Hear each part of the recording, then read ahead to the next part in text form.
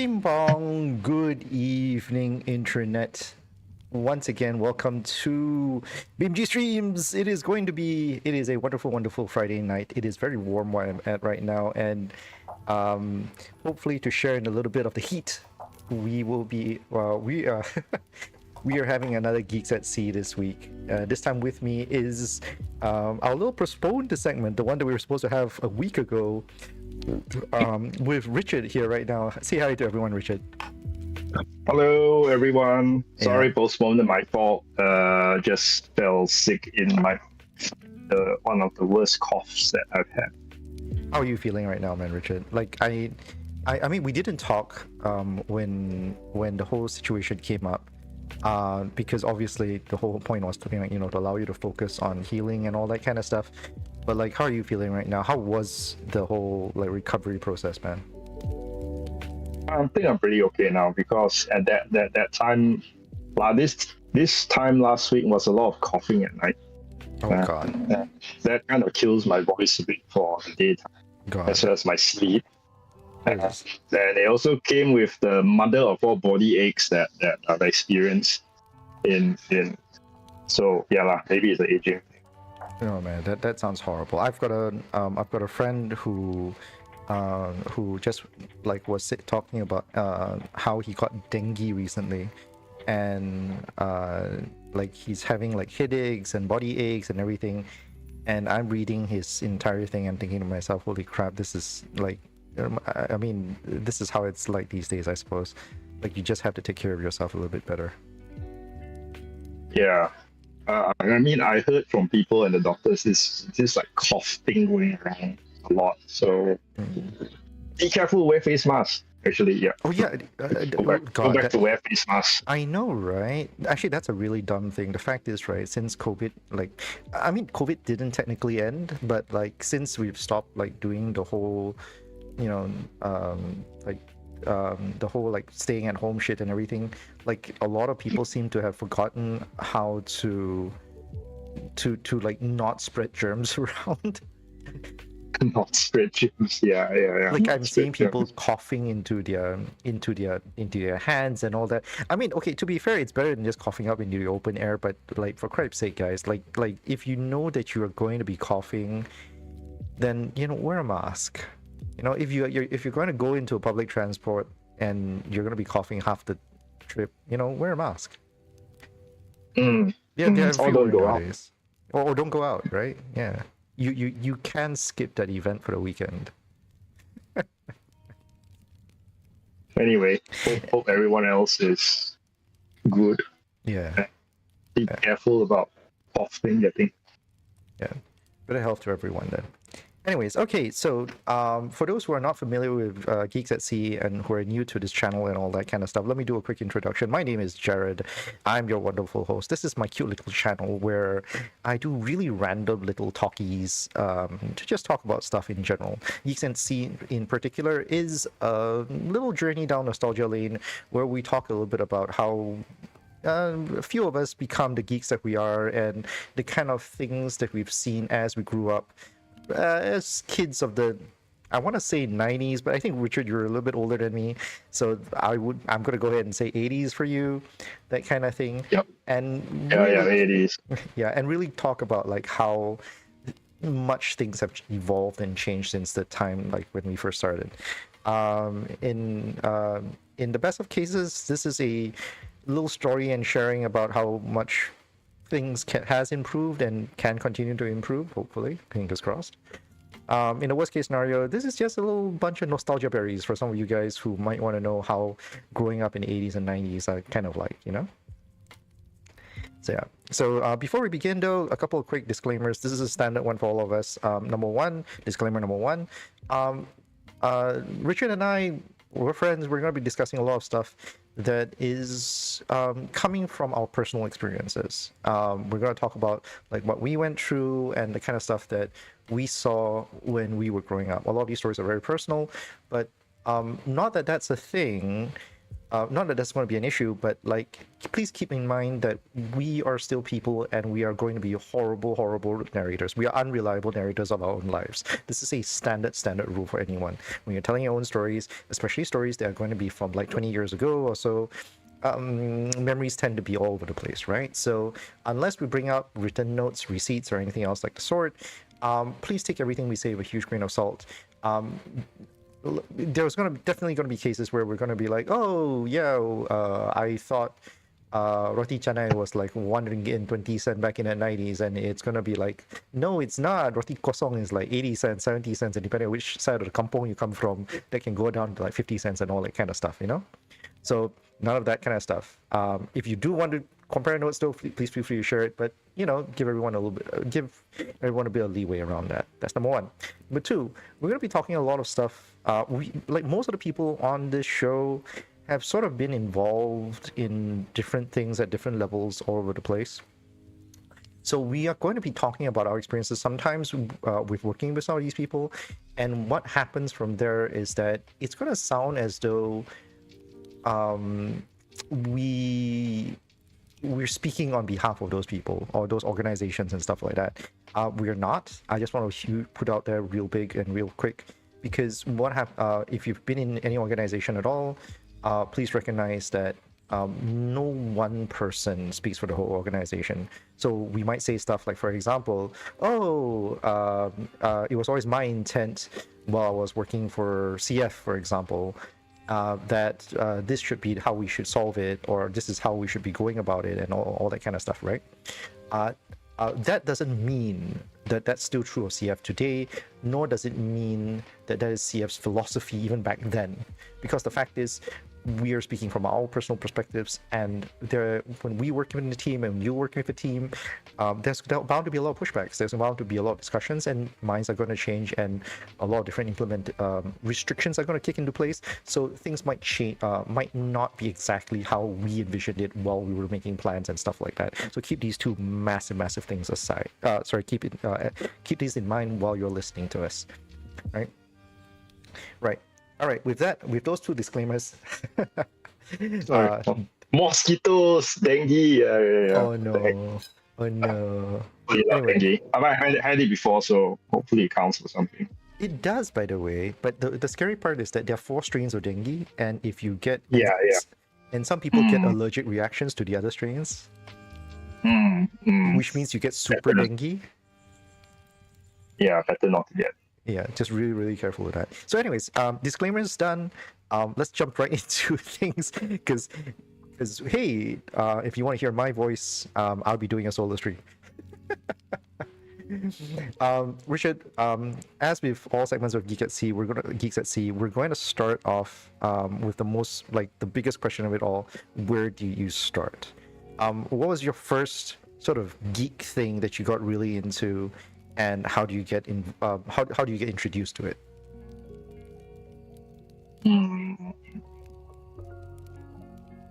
Okay, I think maybe a lot of stuff in the 80s may not really be seen as geekdom in those days, but it is.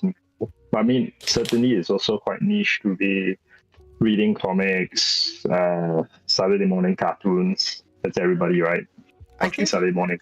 It's hard to say. I really think. I think there's a lot of us that did. In the 90s and the 80s, we did grow up with the TV, so a lot of us do recognize what Saturday morning cartoons are. But do you think that's still true for people who grew up in the 2000s kind of thing? Is that still a thing nowadays? I don't know whether Saturday morning cartoons are still a thing. It's kind of like, when did people start watching live TV? 10 years ago. I think I did. That sounds about right. When do we start streaming stuff, right? Downloading stuff. And when did Netflix start? Well, we can place a date on that. And then YouTube also started having really good content. Right, exactly, right. YouTube. I think the rise of YouTube was somewhere in mid 2010s kind of thing. And that's me being really conservative about it.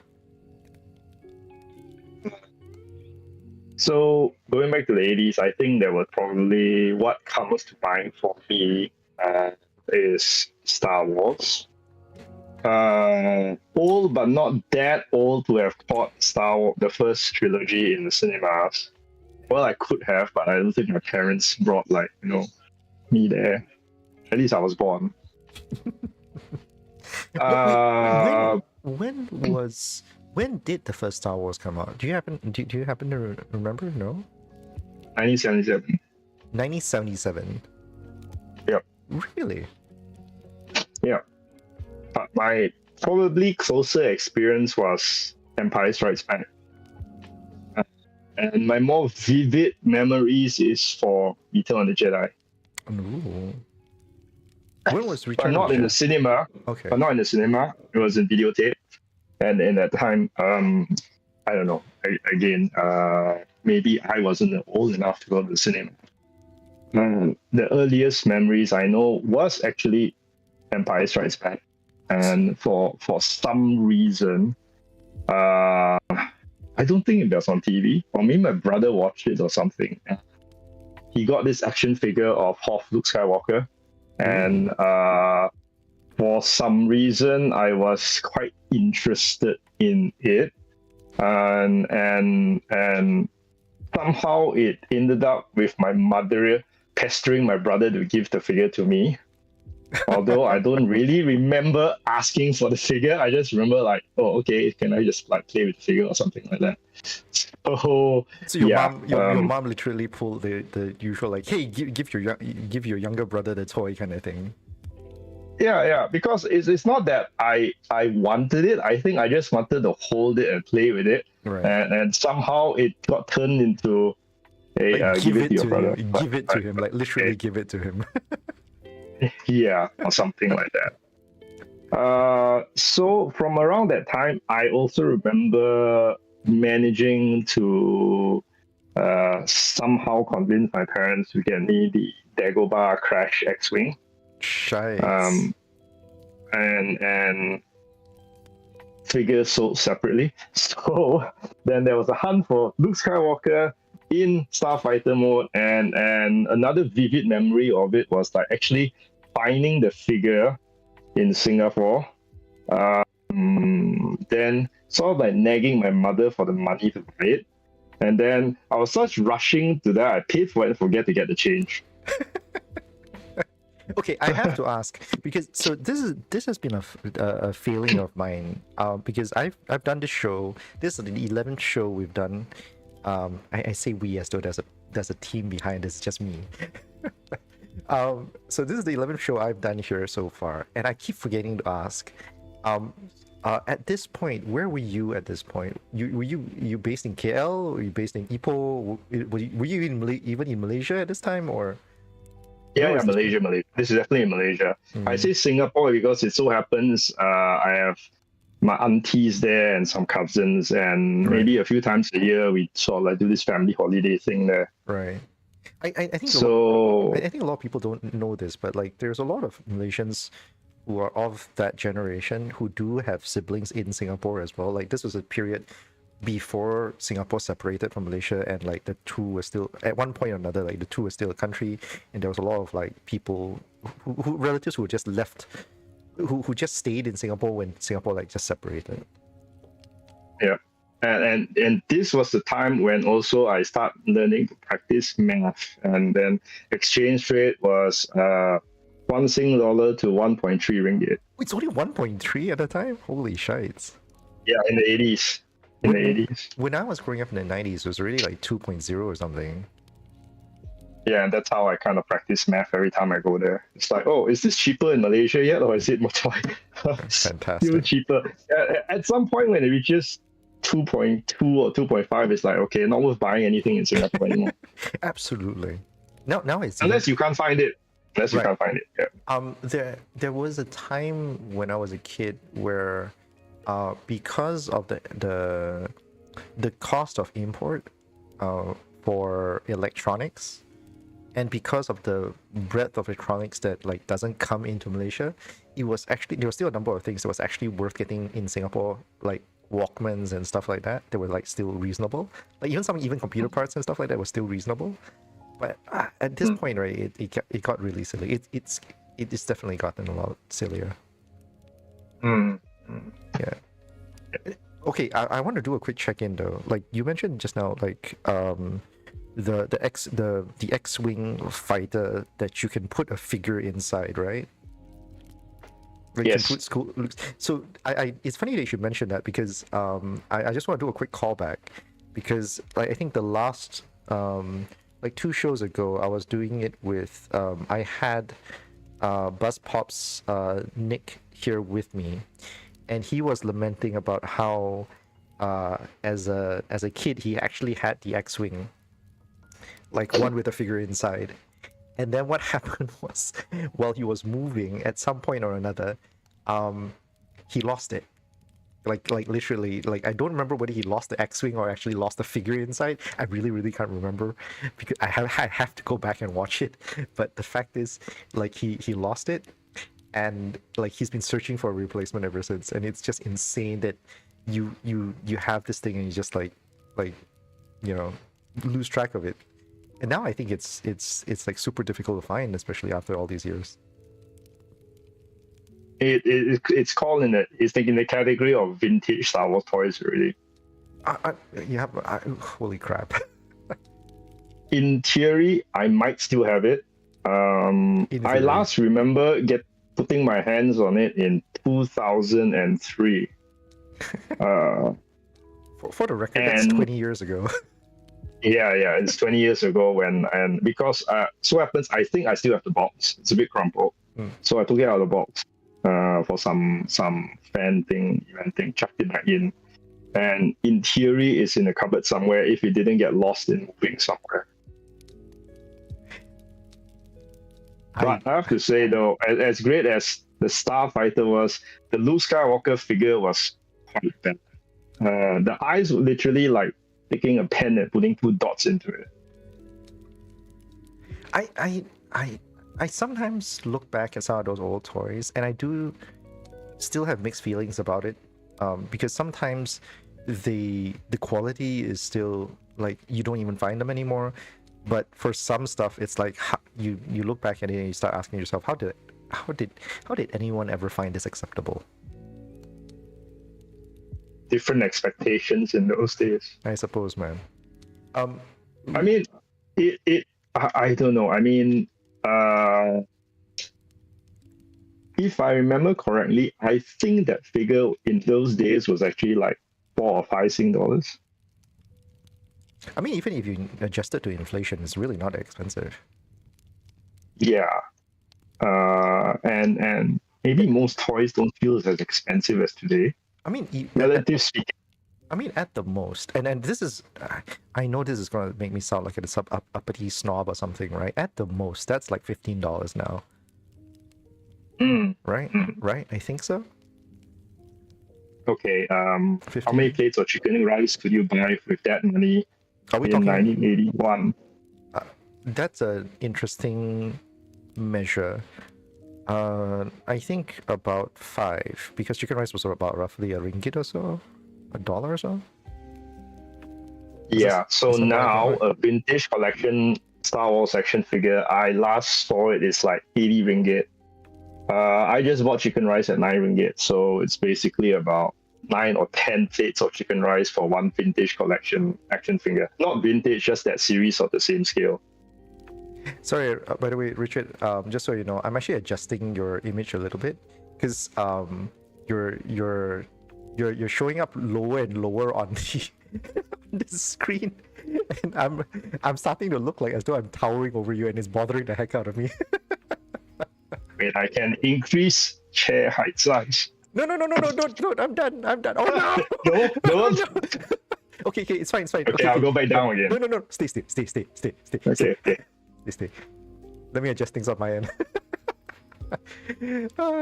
By the way, I did a horrible job introducing you earlier. For those who are not familiar with Richard, and for some reason you just stumbled into this stream, Richard is the owner of Outpost. It used to be a shop in a building that we formerly call Simulasia. There's a lot of formalities there's going to be a lot of formalities in this story. And but he still runs a business called Outpost Productions, which does a lot of mascot appearances and stuff like that. I mentioned in the Facebook post that if you've ever engaged with mascot appearances, especially those with the Hasbro brand name and stuff like that, there is a very significant chance that you have seen some of Richard's work, or you have engaged with some of Richard's work. So yeah, so we'll go into details a little bit later as we go along, as Richard tells the story and all that kind of stuff. Like for anyone who somehow came into this stream without actually checking out the Facebook post. Yeah. Anyway, so Richard, yes, coming back to your story, first geek contact, your first contact with geekdom. I'm gonna make that a thing. First contact with geekdom, Star Wars. Not Star Trek, much to my surprise, and specifically Star Wars toys on top of that. Yeah, it's not that I did not know of Star Trek. I did do watch Star Trek, the original series, on TV in those days. A bit young to understand really what was going on. It was very talky. But, you know, I think this is where George Lucas wins on the franchising formula with merchandising, because you know, if they wanted to be fan, you know, something to play with Star Trek, and there's nothing, but there's like lots of Star Wars toys. Yeah, that's absolutely true. Like I was watching this documentary at some point, right? Like where they were talking about how much the series can bring.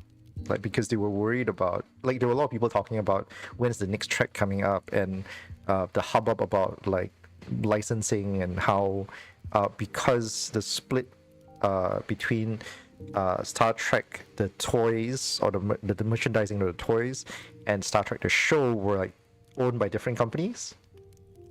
So like they had this huge argument over who had rights to what, and that's why like the J.J. Abrams Trek looked the way it does, because there was a rule that they needed to be at least like 70% different or something from the TV series, because otherwise they couldn't merchandise it.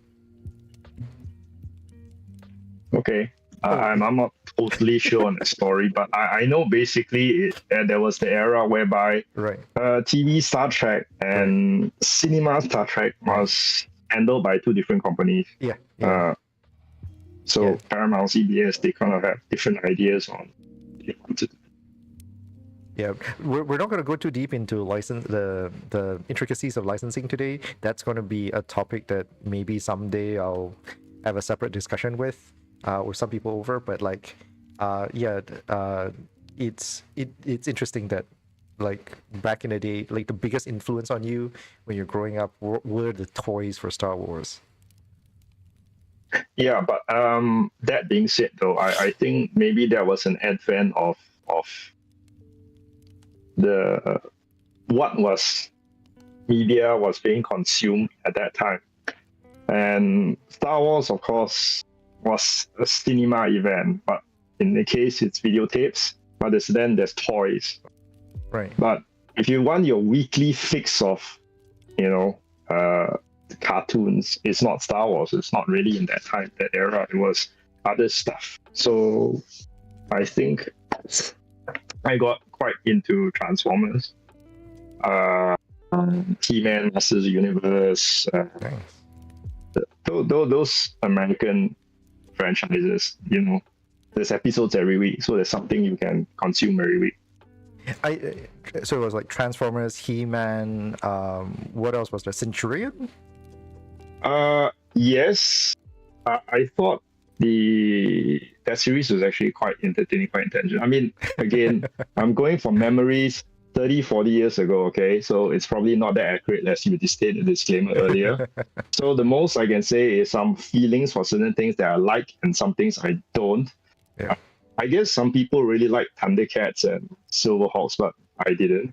So I didn't get into the products for those. But there were also other stuff that was kind of fun without products like Saber Rider and the Star Sheriffs. Oh, shit. Oh, that one gets. I think by today's standards, that does get a little racist. I'm not sure. Racist? I don't know. Am I overthinking it? Maybe I was actually rewatching it recently because the whole series Right. is on YouTube. Oh, is it? And yeah, it is. You just look it up. There's a playlist for like every single episode. Nice. So, but it's the American version. Hmm. So it's in now in my great age, I guess. It's an interesting study on me seeing is like how they Americanized it from the Japanese series by rewriting the stories and probably making a few of their own filler stories. Nice. So it's like I did not just shoot that alien and sent it back to its own dimension. Instead of the Japanese version, you probably just killed the alien. Okay, so that's an interesting thing, right? Like, what it's one of those kind of weird things where the Americans were oddly particular about guns and cigarettes in children's entertainment. Or people getting killed generally. Yeah, right, exactly. And it's so weird because nowadays it's like what, like guns? What? Like there was a Yeah. mass. Sorry, go ahead. Would you say it's like so much more violent? Yeah, it is, right? Like so, what kids are consuming today can right, be exactly. considered.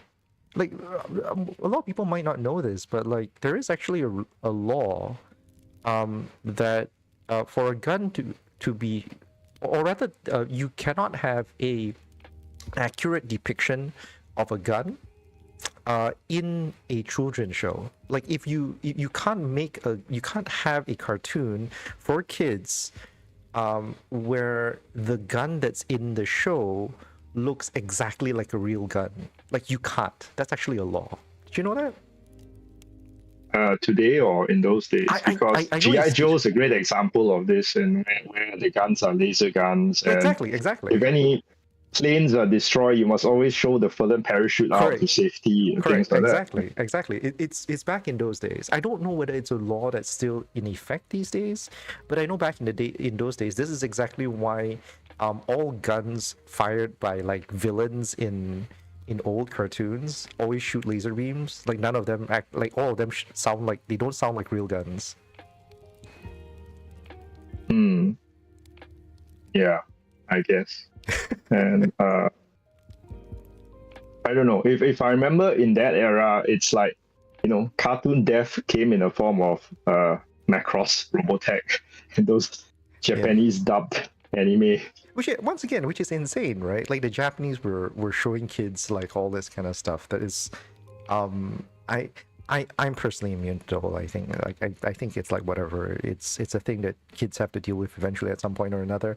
But like it's insane that when you watch shows like Macross and all that kind of stuff, and you're like, oh yeah, hey, it's a cartoon, and like politics and deceit and death and whatever else there is. Makes you think a bit more, I think. I mean, the Western ones, those cartoons in those days, things like He-Man, Right. maybe in G.I. Joe, at the end of the episode, you get some moral story thing. That's a separate thing altogether. That's a completely separate thing. Yeah. Yeah. I can't remember which one I was checking out, but right, now I remember it. So the moral thing that that segment that you're talking about, right? I actually remember watching a show on the production of some morning cartoons, where apparently in the US there was similarly a law. Oh yeah, no, I remember. No, because this was for the production of Mad Max. So do you know Mad Max? Yes. Yeah, so for the production of Mad Max, in order for them to screen it for kids, like as in they wanted to, Mad Max as a cartoon back in the day, for those, like quick context for those who are not aware of it, was basically a cartoon advertisement for the male targeted version of Polly Pockets, which itself was this kind of like female based, like female targeted toy of little figurines that you keep in what essentially is what's that called? A is it a powder? I don't know. I can't remember what it's called, but basically it's one of those kind of things where it's like a makeup kit kind of thing.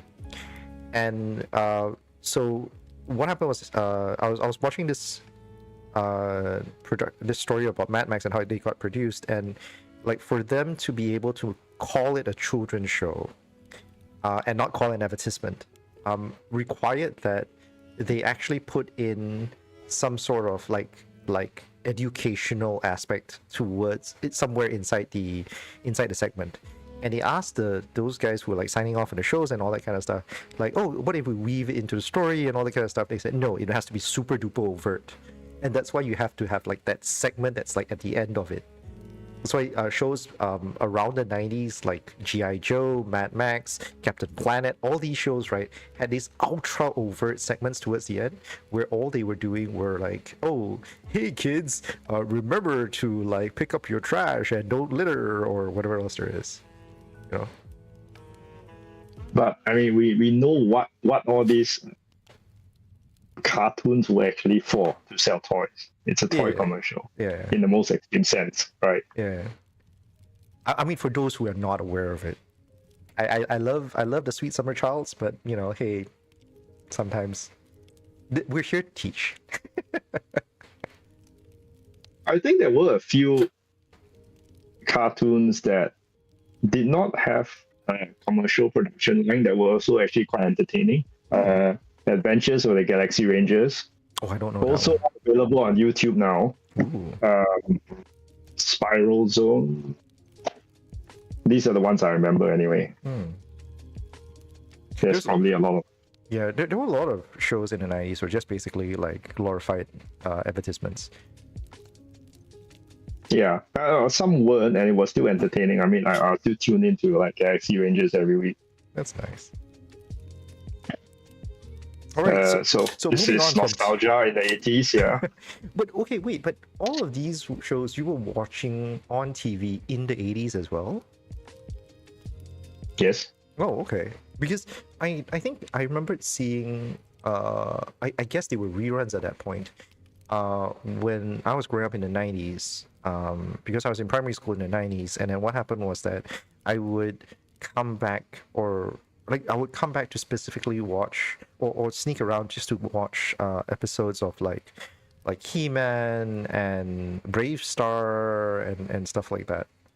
And wow, I never knew they were produced like they were aired specifically during the 80s. And yeah, yeah, you were either watching either the reruns or the remake in the second series generation, which happened for some of these series. Yeah, definitely sounds like it. But I mean, I think from animation style wise, you can tell it's kind of dated, even in the 90s compared to the 80s. He-Man especially, a lot of the filmation style is basically recycling a lot of animations. Right. But how would you tell the difference? Like, what would based on your experiences, right? How would you specifically label? What would be the prime example of a 90s animation to you versus an animation from the 80s?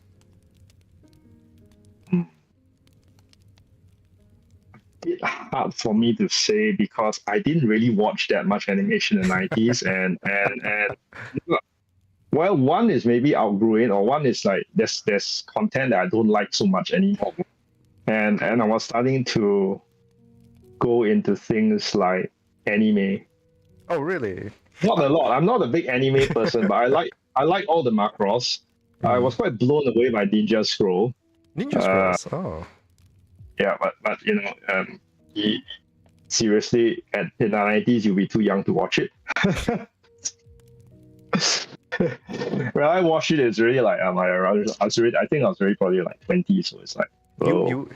Hey, I could be sneak watching it. You could be sneak watching it. Yeah. Parental guidance not recommended. It's parental guidance recommended, not mandated. There's no legal requirement for this. My parents aren't going to go to prison just because I watched some R-rated shit. Yeah, yeah. But I mean, this anime was interesting, but Right. obviously it's not on TV, so it was turning into the VCD, DVD era sort of thing. Mm. How would you were you getting this from like the Pasmalams, or were you ordering this online somewhere? Where were you doing this legitly, or how were you going about this?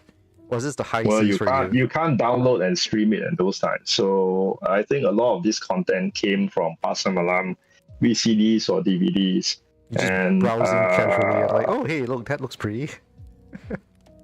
yeah, in a way. But I don't think I bought much, and my consumption of DVDs or I mean, compared to my friends, it's like every weekend shopping for this stuff. Okay.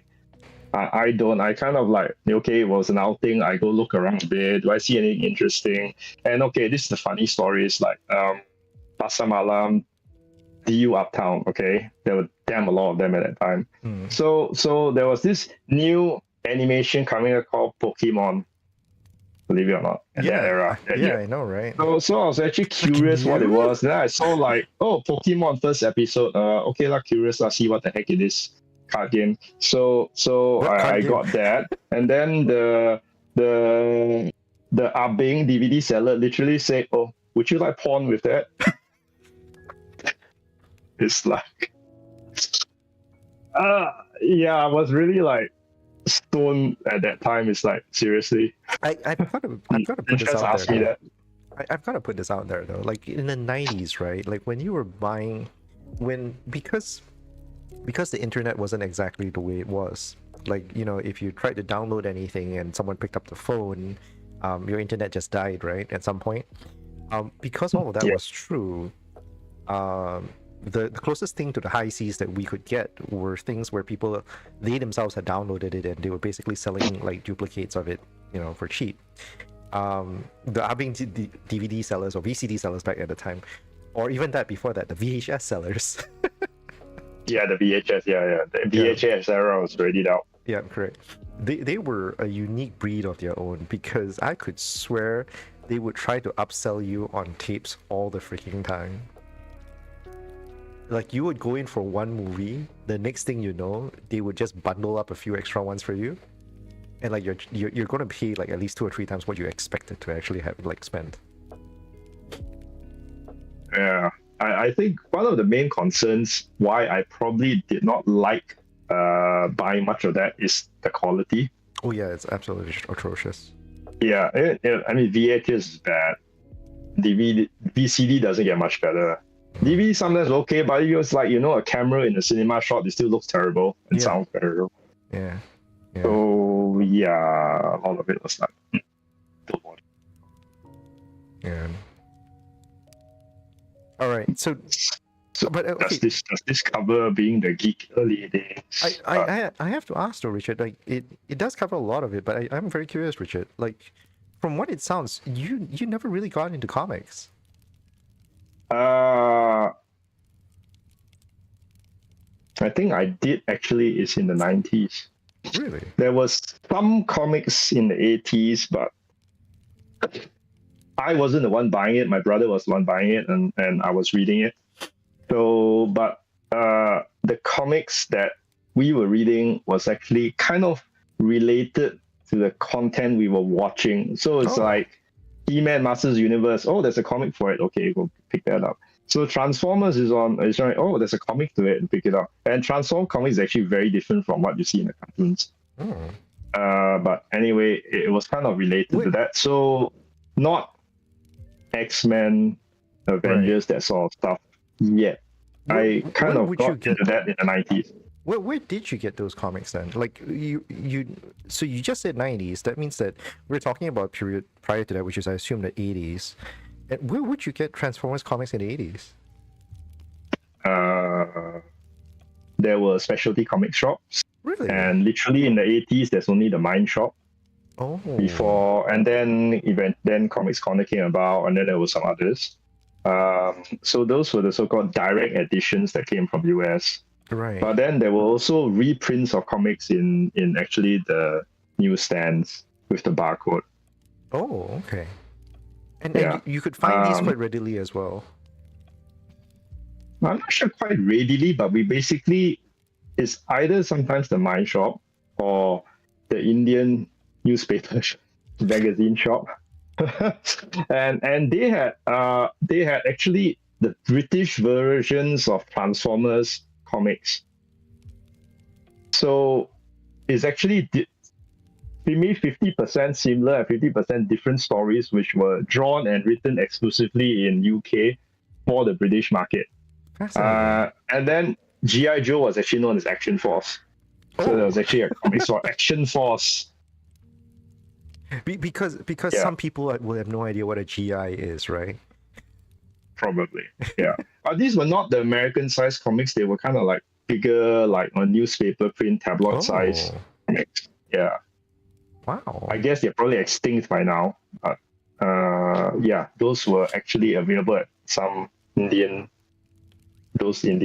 magazine shops. So once again, this is really interesting for me because when I was growing up in the 90s, going to a lot of these Indian shops and all that kind of stuff, like Indian shops where I grew up, I was staying in Subang at the time. Like they didn't have all this. Like they had the standard HK comics and stuff. Like they had the HK comics which was localized into BM. They had the HK comics that were in the traditional Chinese on their own. And they had like Doraemon and some other miscellaneous mangas and stuff. Like even Dragon Ball was relatively rare.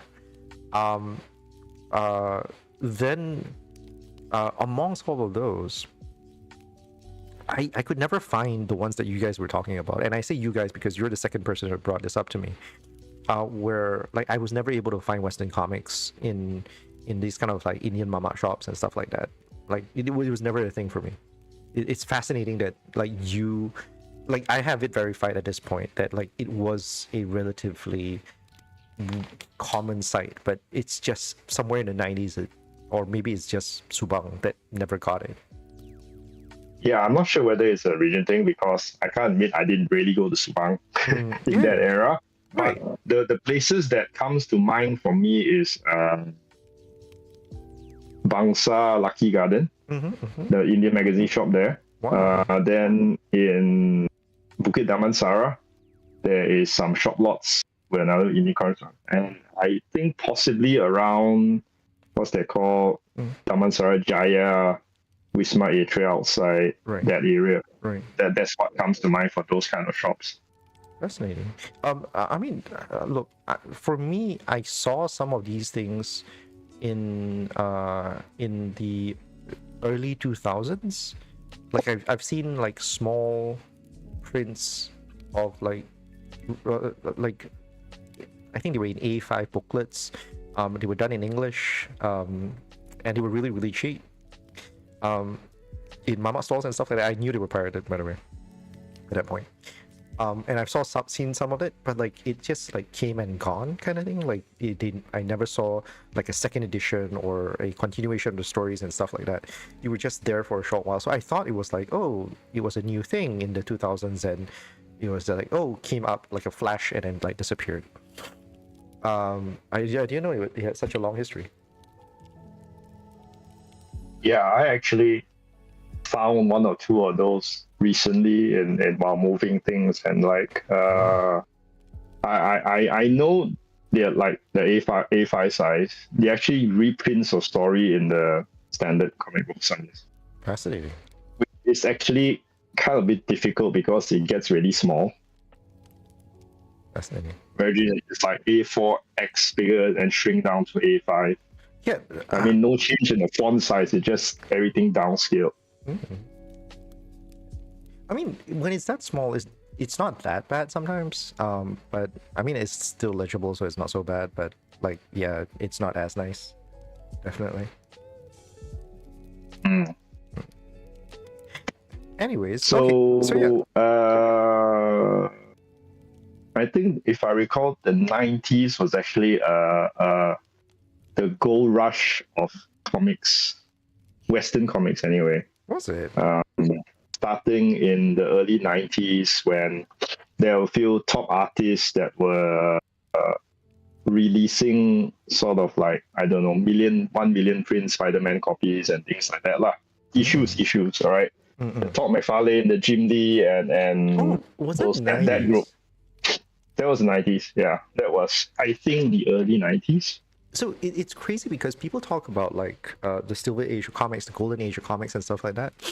But I've never had a very solid impression of when those specific periods are. Like because the comics scene here in like Malaysia where I grew up, that this news and this impression just wasn't so pervasive. Like I didn't grow up with a circle of people who were really into Marvel comics. I didn't grow up with like a bunch of people who were really into anime either. So like now it's like, oh yeah, everyone's really into it. Like everyone, like you can find a Marvel fan like just by throwing a rock out a window or something, right? Yeah, but back in the day it was just completely different. It's not so mainstream. Now it's very mainstream. Okay, even the term mainstream is a little mainstream. Yeah. So I think that the golden boom of comics was in the early 90s till the mid to late 90s, and the X-Men animated series, the really popular one with the electric guitar. The one with the one where they finally did a season 7 recently. Yes, yeah, X-Men 97. I came out in 92, and those characters was actually based on the comic books drawn and released by Jim Lee at that time. So that was basically like when the big hype was in the comics. I remember so many people were giving credit to Jim Lee's like character designs for the X-Men, and like how much his vision of the X-Men became an influence for the X-Men moving forward. Like it's the most iconic version of X-Men in most people's heads when they think about like costumes and like appearances and stuff. Yeah. And the boom in the comic is actually Marvel also trying to milk every ounce of money out of it. So it's like X-Men issue 1, there's 5 different covers. Then there's a premium cover. Oh God, then there's later gold foil stuff, 3D stuff, and all that rubbish coming out. And a lot of people basically just buying comics to invest. Is that still a thing nowadays, though? I'm not so much into the scene now. If I actually read a comic, it's just because I really want to read it, and I don't think of it being worth anything anymore. Yeah. So I think since it went bust probably in the late 1990s, there's nothing really. You would be better investing in Lego than comics, in my opinion, after the 2000s. Booster boxes, man. Booster boxes. It's Magic the Gathering and booster boxes. Oh, that's the other thing, which I know about, but I'm not into, so I can't really, speculate on that. Yeah, but oh God, for me, I'm with you on this one because there are now like online subscription services that you can just pay Marvel and say, hey, let me read all your comics, and I'm all for it, man. I'm personally all for it, 101%. Yeah, it saves a lot of paper. Not only that, like I don't have to find places to keep all this stuff. Like the last thing I haven't really subscribed to that. I mean, I've read stuff there that's been given free, but I still feel like I want to hold something in paper. Oh yeah. It's seamlessly. I still want to read a book rather than an ebook thing. Yeah, no. I didn't mean it that way. Like the value of printed media is still very much there. But like, say for example, if I needed to read the entire history of comics that was released by Marvel for Deadpool, for example, I don't want the the TPB of every Deadpool comic. Everything. Like that's gonna be insane. Like I don't mind reading it online if that's what it takes. Yeah, plug Wolverine and Deadpool. I'm not getting paid to say it, but I heard it's good. It is. I'm not being paid either, but yeah, it is. I just literally paid for the tickets earlier today. I'm gonna watch it this Sunday. Okay, good. So looking forward to that.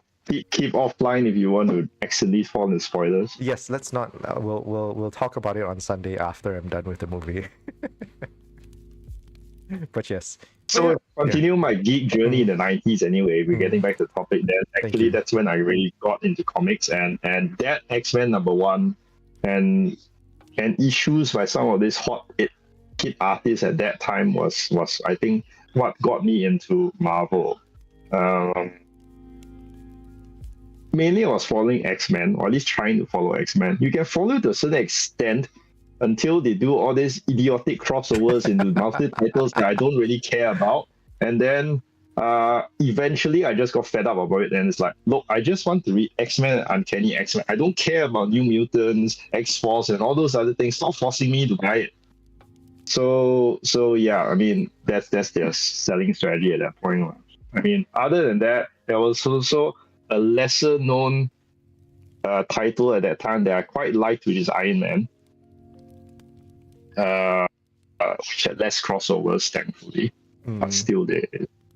I kind of followed Doctor Strange and Ghost Rider. Nice. I didn't really follow Avengers.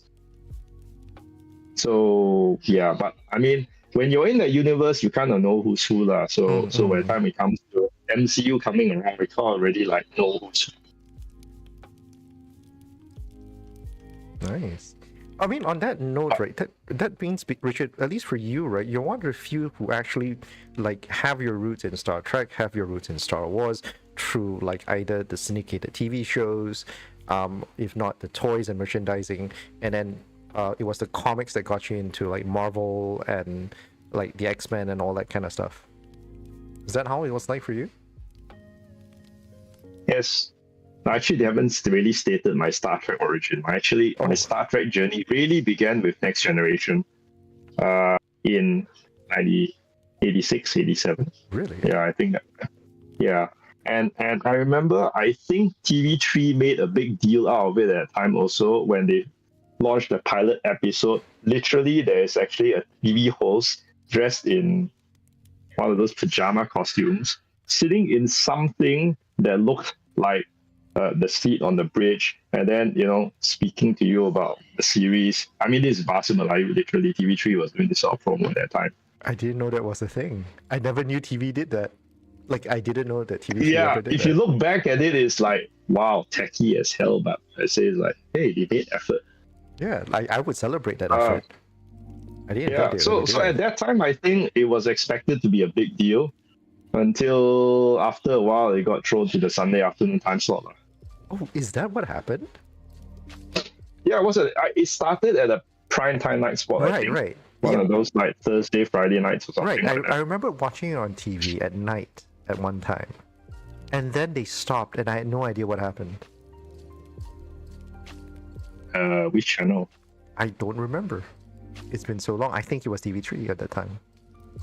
Yeah, I think TV3 had the Next Generation, and then something called Metrovision had Deep Space Nine and Voyager until the channel died. Right. And then most people never saw it again until Voyager appeared on Hallmark Channel on Astro. Oh, shite. And that's why a lot of people followed Voyager from that, because it was showing every day for like months. So there is actually a clique of Voyager fandom from that. It's what you can get lah, right? And that being the case, there's not actually that many Malaysian fans of Deep Space Nine because the content wasn't there. I suppose. Yeah. But Next Gen's really my stepping point. And then Nice. I quite enjoyed the movies of the original series, the original cast movies in the 1980s as well. We're like talking about TNG starting- cast or the Kirk's one? the Kirk era. Alright. Not so much the TV series because, you know, it had the dated 60s look. Yeah. But the movie starting from Wrath of Khan, Star Trek 2, Search for Spock 3, 4, 5, 6, they were actually, you know, quite interesting for me to watch Nice. at that time. And I think possibly the cinema. I knew I watched 5 and 6 in the cinema. Nice. 4 might still have been videotapes or something like that. Okay. Yeah. So that's my Star Trek story. Okay, I wanted... And at that time, Star Wars basically went to sleep. So there was really nothing much you can do to consume Star Wars content until the special edition came out in 97 and then Phantom Menace came out in 99. I'm surprised you actually have these dates off the top of your head. I don't know, major milestones in geekdom lah. So. Nice. I'm actually I actually want to show everyone a picture of you that you've given me, but the layout for my picture sharing thing is a little off, so I think I might forgo it this time around. It looks kind of weird. But yeah, let's go back from there then first. So okay, so it was TV. Well, then this is like the holy trinity of like geek interactions, right? So it was comics for Marvel, toys for Star Wars, and then TV for Star Trek. Toys kicked it off for Star Wars kicked it off for toys, right? But it basically also bled because into He-Man and Transformers. Nice. I mean that those are my main poisons. Not so much Thundercats, Silverhawks, or Mask or those other things. I that means like you actually have a very, very broad like exposure to a lot of these kind of geeky stuff already then, if that's the case. Like comparatively speaking, I think you're one of the most exposed persons I've ever had on this show. This sounds really weird, by the way. Those words, like, please don't take those words out of context. It is such a weird turn of phrase. I'm not proud of it.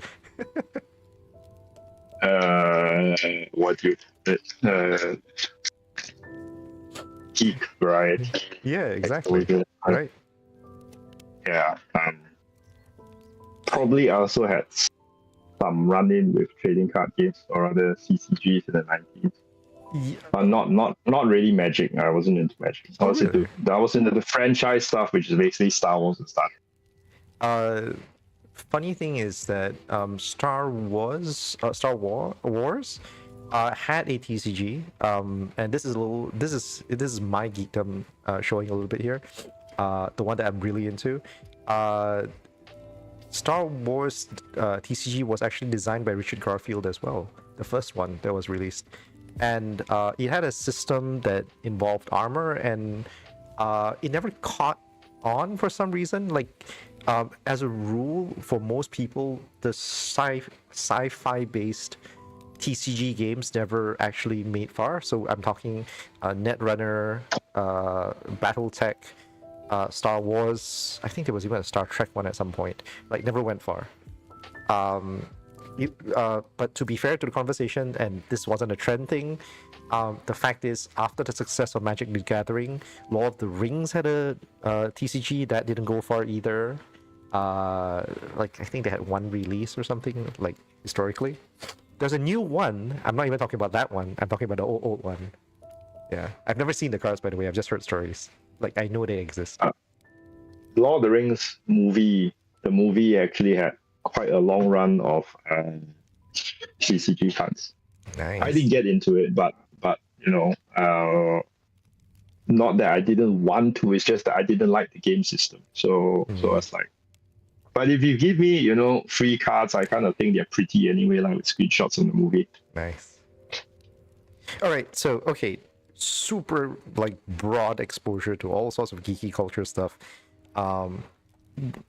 What happened between like growing up in the 90s and you, and how did that eventually lead you up to like opening Outpost? I'm so curious at this point, because this is massive gap that I have no idea what happened. Okay, so Star Wars basically had a fandom revival start base when episode 1 came out in 1999. After, you know, like 10-15 years of being really quiet, my consumption of Star Wars in the mid-90s was basically reading the novels, and some were really good, the Timothy Zahn series. Some were not so great, and some were just doing it for money. Anyway, but you know, there wasn't much content, so whatever book came out, just read lah. Anyway, until yes, Star Wars Phantom Menace came back. The toys came back in a big way also. As it also brought around scalpers, stuff like every Darth Maul figure hard to find and stuff like that. I actually still have it. I didn't scalp it, but I throw it out in the market now. Nobody wants it. Even below cost price, nobody wants it. It's like, okay, never mind, whatever. So that's another case of like, you know, don't get carried away trying to invest in this stuff. Yeah, it doesn't work. It doesn't work anymore. Yeah, with mass production, I think since the 1990s, toys investment doesn't really work. Yeah, toys investment doesn't work. Except for some Lego sets. That's fair. Lego sets in particular, that's fair.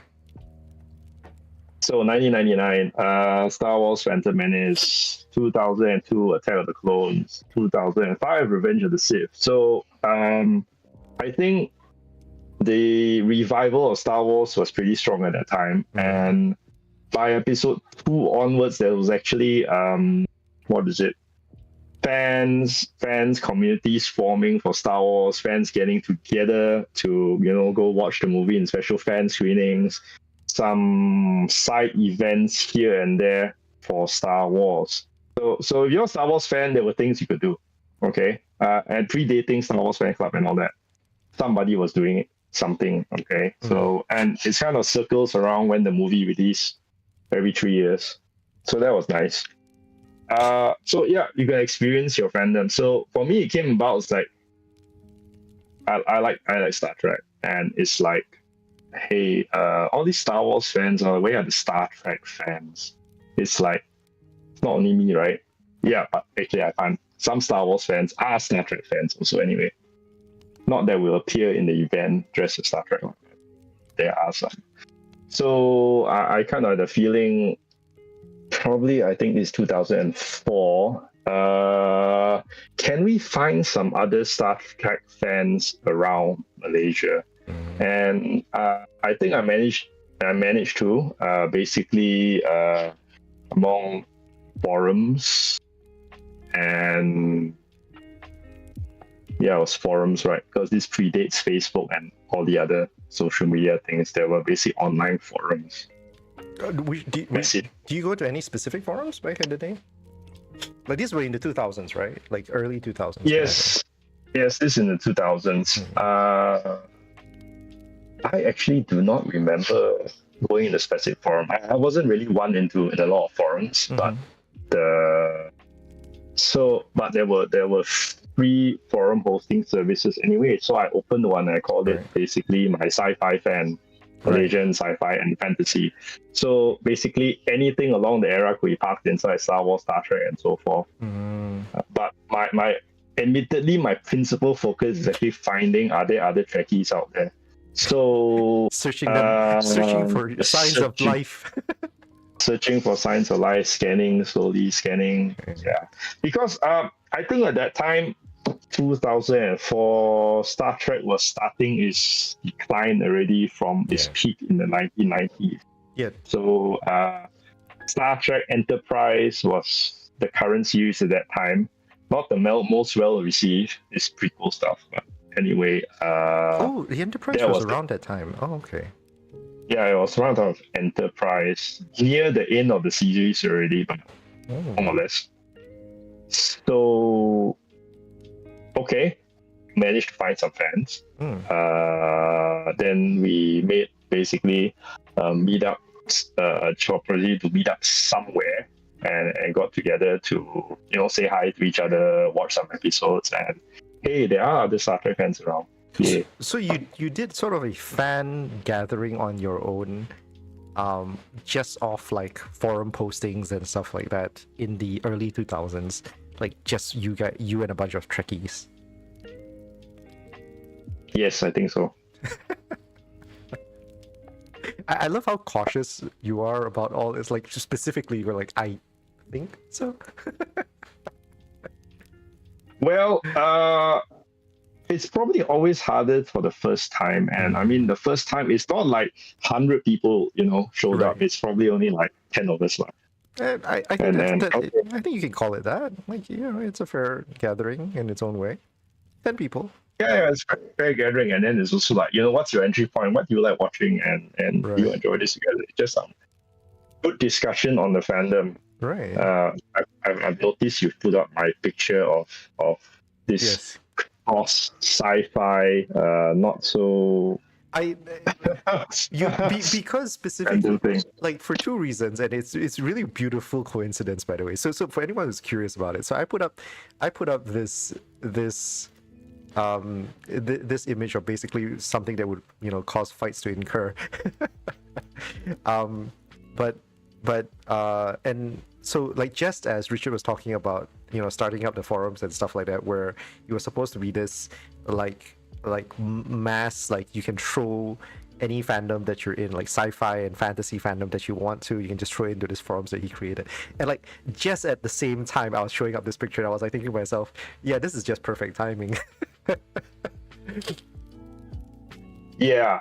So around that time also, it's like, I think it'll be actually interesting to cosplay it, right? So along that time also, it's like, okay, how can we get about doing this? And admittedly, I think my first cosplay was actually a Jedi costume.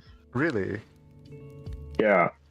And really, no Shopee, no Taobao, no AliExpress in those days, okay? So Right. it's like literally getting the movie visual book from the bookstore, opening it up, looking at what a Jedi costume looks like, figuring out the components, then going to costume shop tailor. It's like, hey, can you follow this and make it? I'm putting a separate picture up right now, which is a picture of you in a Trek costume. It is not the same. Obviously, this has nothing to do with what you're saying, because you were talking about Star Wars, right? Um, but yeah, like, it is fascinating that, like, you were doing these kind of costume breakdowns in the early 2000s, well ahead of what will eventually be the sort of the Taobao pandemic of like And costumes. yeah, yeah.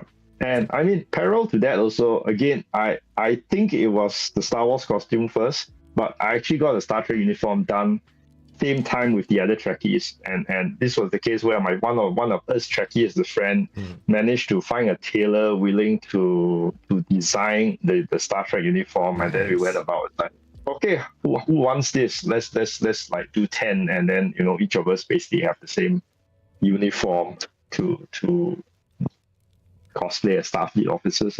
Nice. I actually kind of liked the later TNG uniforms, like the movie TNG uniforms. I think they look kind of spiffy. The gray shoulder ones, is it? The ones where it's a zipper right through the center one, where you can open it up and it becomes like a jacket, practically. Oh, okay, So okay. basically, they wear the jacket. What essentially is they wear a jacket on top of a onesie. Yeah, okay. In theory it works, but in practice it doesn't. It looks nicer on TV than it really is. I will concede that. Yes, yeah. So that comes to mind also. It's Right. like, how do where are the zippers and things like that? Right. And then I okay, in terms of the Star Trek uniforms, at least the tailor was willing to go and hunt cloth and things like that. So, but then for the Star Wars Jedi uniform, literally I went hunting for cloth at Jalan Tar, trying to fit and learning what's cotton linen, what are synthetics, and what all those things. So, what seems to feel right, what seems to flow nicely when you wear it as a robe and all that. So that's, I guess, part of the process, and It was. and now with Taobao, AliExpress, Shopee, I think you have all these off-the-shelf options, which really makes it much easier to cosplay. I think the sort of barriers to enter has, like, reduced by quite a lot. But from speaking from a very personal perspective, and like, keep in mind that I have not touched or even thought about cosplaying for years at this point. I feel that sometimes it's still not as nice, simply because the fabrics that I've seen some people walk around in, like the costumes as done the fabric of choices don't feel as good. Does that make sense to you? Like, I know there are a lot of people that look at like cosplays in the same way they will look at fast fashion, where it's like, oh, I'm gonna buy a costume, take a picture of it, put up my shots, and then like I'll either shelve it or sell the costume or get rid of it or whatever else there is. So it's like, oh, in, out, done, kind of thing. And I can understand that because I'll be honest, back in the day when I was cosplaying, trying to figure out what to do with a costume that you spent hundreds of dollars on is kind of insane. Like, do you really want to throw it away? That kind of thing. What are you gonna do with it, right? But at the same time, like, what was your choice? What else are you gonna do, right? So now that with Taobao lowering the barrier to enter, like making it so much cheaper for you to just get something like really essentially it's off the racks kind of thing. It makes it so much easier for you to just like cosplay, done, screw off kind of thing. But at the same time, like, I feel like the fabric choices, the variety of options, I don't know. I feel like it loses something in between. Maybe it's just me. Maybe there's more to it that I'm not seeing. Like, no, it's good enough that it's not actually an issue at all. Probably invisible to me. I think in the circumstance now, it's like you're buying off the shelf, and then that Right. choice of material is no longer yours. It's what Right. the manufacturer has done. Exactly. So it's either you accept it, or you find another one, or Right. make your own, But or that's or make your own. Right. So I still occasionally wear that same Star Trek uniform that I had from 20 years ago. So That's but nice. I think it's kind of evergreen lah. And you can also throw on the Jedi robe anytime. I still have the Jedi robe, which is I thicker and probably what do you call it? It's nicer than that thin synthetic material you probably can get for 50 ringgit off Shopee. I feel at some point it also speaks to how your figure has not changed in 20 years. I don't know whether that's a good thing. Most people gain Certain weight, things are right? certainly tighter. Okay, tighter. You just stuck it in and move it in. Okay. So all right. So in the 20s, you did a forum, did a bunch of gatherings, and then from there you actually started like having bulk orders for what essentially was Star Trek uniforms. And that was so was that sort of the genesis of what was eventually going to be Outpost? Not really. I mean, I don't take credit for the bulk orders. It's kind of like, hey, we're all Star Trek fans. We want to make this uniform design, and we just go with it at one shot. And then there was the basically I think it's the uniforms that you mentioned, the one with the zip in front with the grey jackets in it. So we did like one batch of that, and then some others probably like me like the wanted different variations of the uniform from different eras and so forth. So I think in those early days there were limited suppliers of off-the-shelf uniforms, very limited. Limited in the sense that I only remember buying it from an unofficial shop in Singapore, in a hidden warehouse somewhere. Probably going to say this now because no one knows where they are anymore. But honestly, I think they also went out of business because you can get 50 ringgit off Shopee from China nowadays. So yeah, I mean, it was not impossible. It's still possible to get some things off the shelf. And for instance, the previous costume that you showed in the photo, the one in the red Star Trek uniform, was actually something that was off the shelf, but it needed to be heavily modified because it just wasn't done to my size. And I guess that's one advantage. You really make something from a tailor, it should be done to your measurements. Yeah. I mean, if you didn't mention anything, right? I actually wouldn't have noticed how long and like overly oversized the sleeves really look on against you. Like that's already after modification. Yeah, quite substantial modification. It's not obvious until you say something. That's actually insane. But I really like the uniform, so it does look good. Yeah, and this was the classic cast of the original series Star Trek Right. in the movie era in the 80s. Yep. Yeah, I think this was the same one they used for, I think,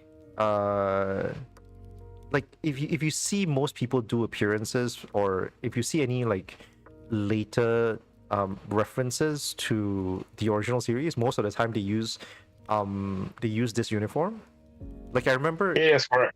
Because this was used for between the second movie and the sixth movie, or even the seventh movie. This was Really? the official uniform for that era. Oh, okay. Because I remember like when they were doing TNG, right? So I remember there were some scenes where they had, for example, a holo projection of Wesley Crusher's father, like giving him like his last words and stuff like that. And I remember him wearing his uniform, like this version of the uniform. Yeah, this version, but slightly different. So Yeah, they just slightly tried different. to try and use it as a transition of the era by removing the collars and a few other things here and there. Interesting. Well, what's you want interesting is that at the Star Trek convention, there's basically costume gatherings for different eras.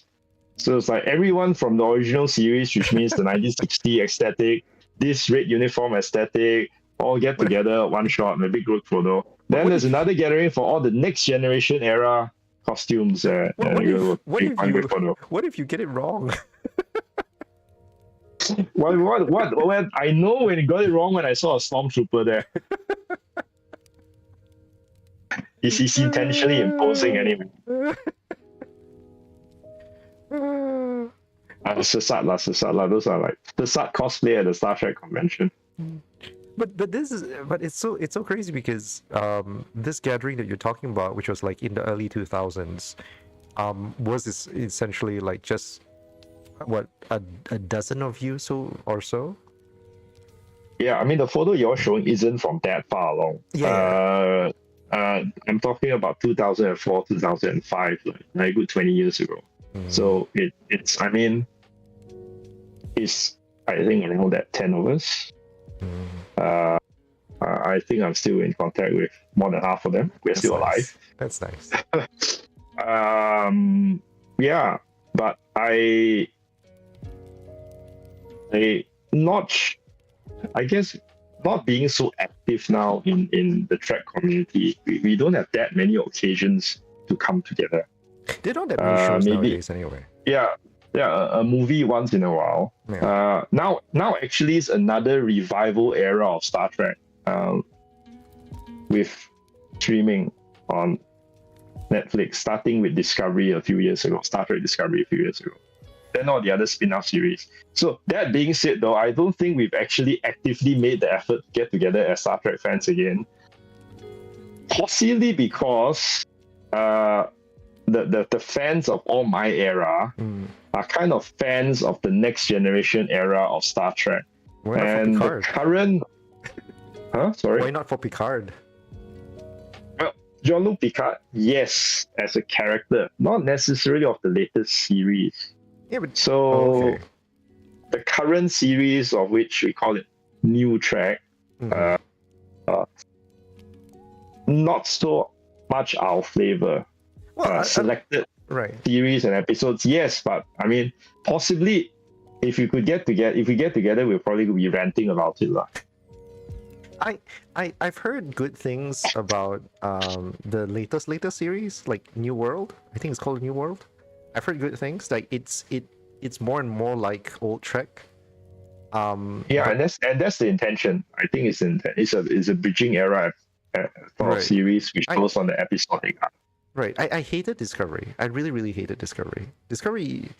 But have you checked out Picard? Have you watched Picard?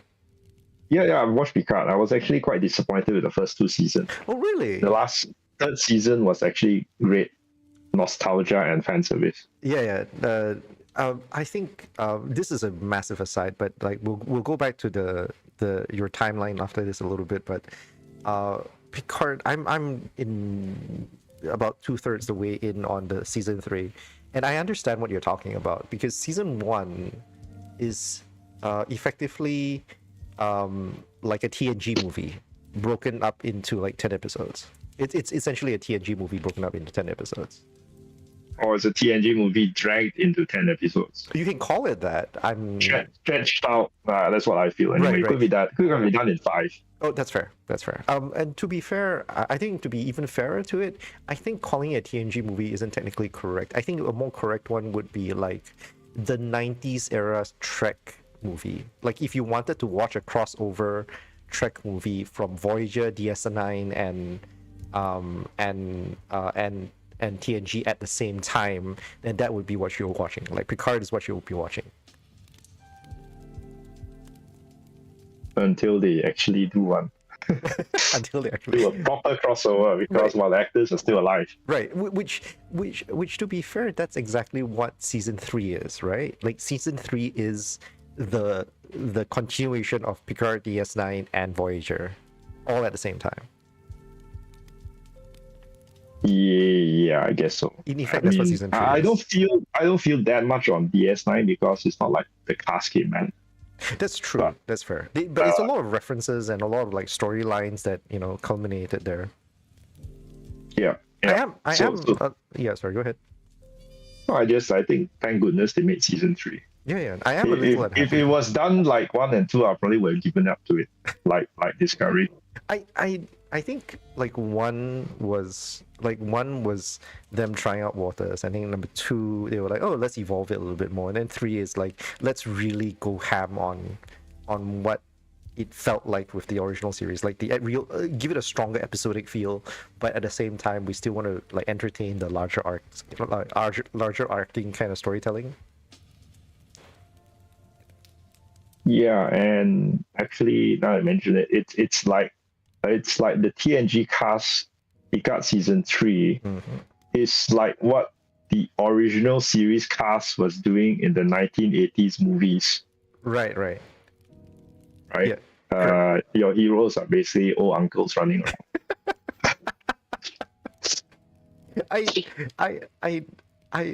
There is a small tiny part of me that just chuckles every time, like by the point of Picard season 3 I was chuckling all the way simply because like Data is such an important part of the show that he has to die every season. Yeah, in one form or the other, but he also doesn't die, right? There's also some version of him alive somewhere.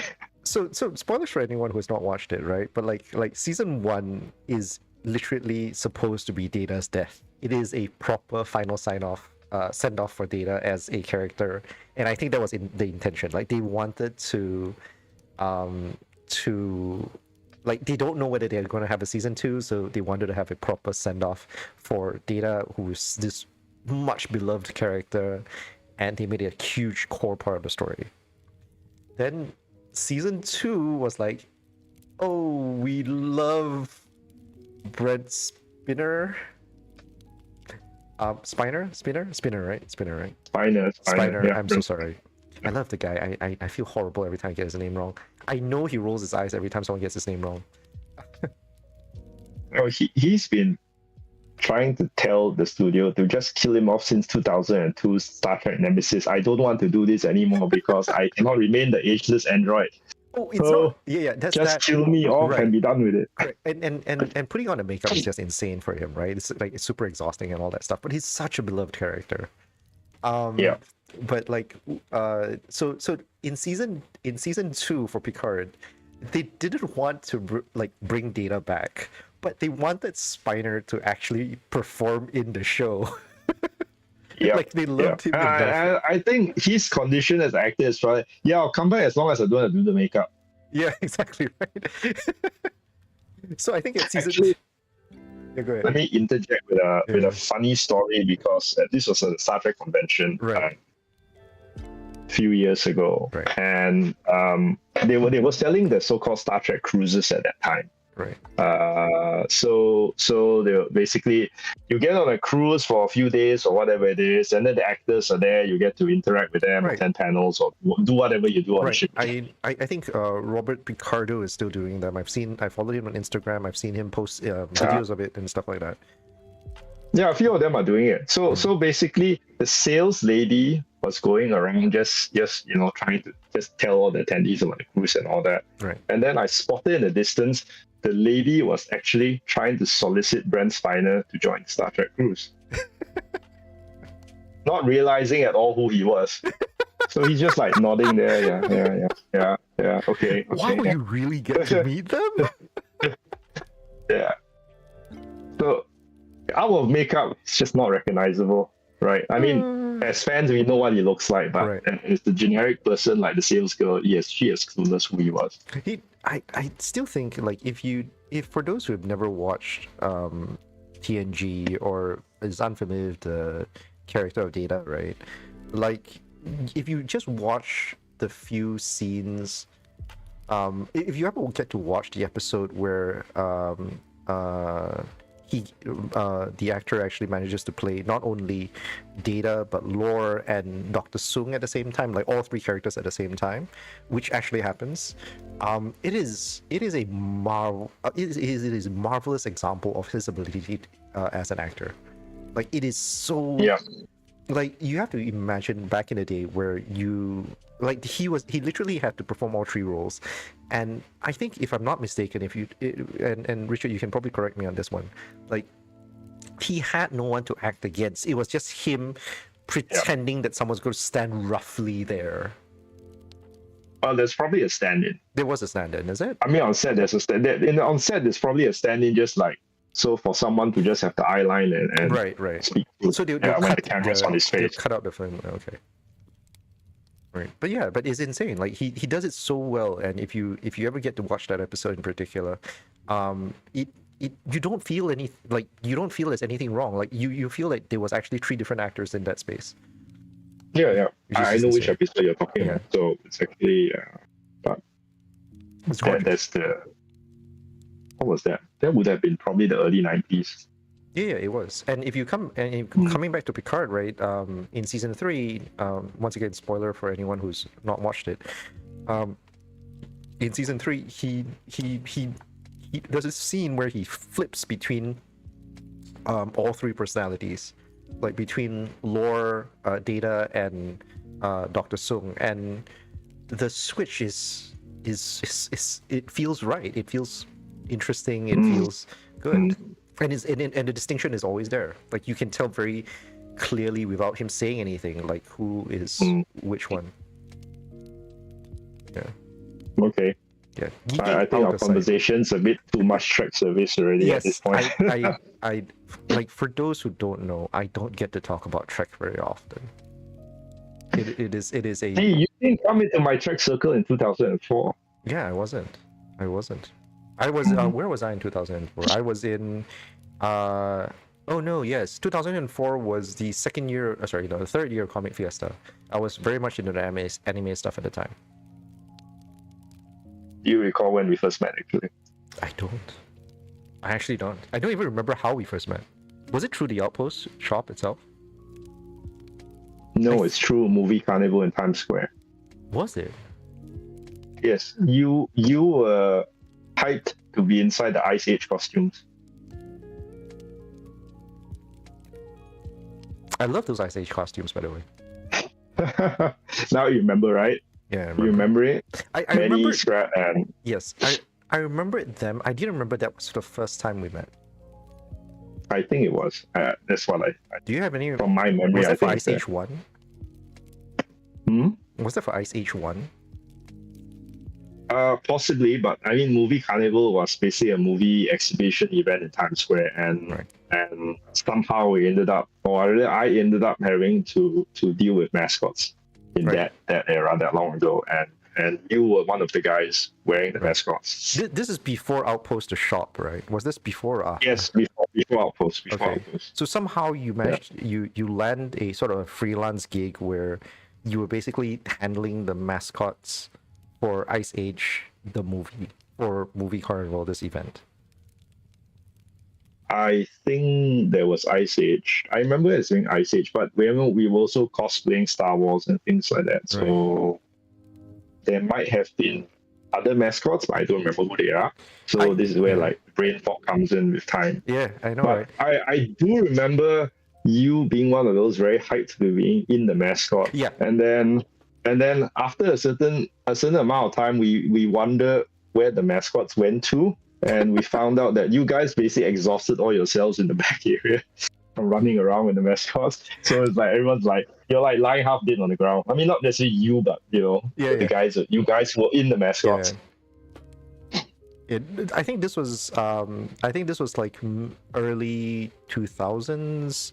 I was a struggling college student back then, and like basically the money was good, and I was happy to try out something dumb. Yeah.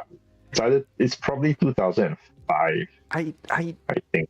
So like just to give a little bit of extra like texture for this story, right? For like anyone who's never been in a mascot costume, those things are super duper hot. Like mascot costumes in the 2000s, early 2000s, right?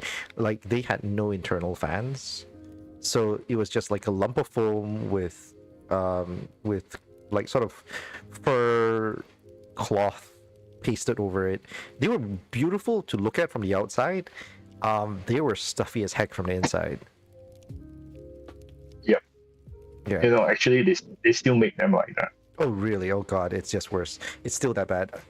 So what Yeah, happens yeah. is that I have one. I Right. actually do have a mascot whereby it's inside a inner shell for shape.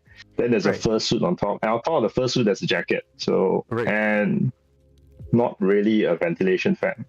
Oh god. Yeah, so basically you'd put that on, and then you'd go out and you do all your, you try to interact, be nice about it and all that kind of stuff.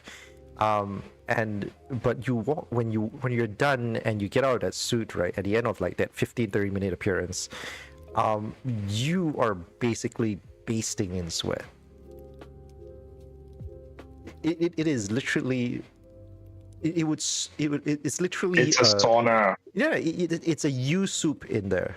Like it's a pressure cooker, then and every ounce of liquid is just going to be like that, just going to be squeezed out of you.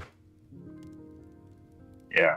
Yeah, but So that's a teaser actually. If anybody wants the mascot business or wants to be a mascot, I got jobs lah.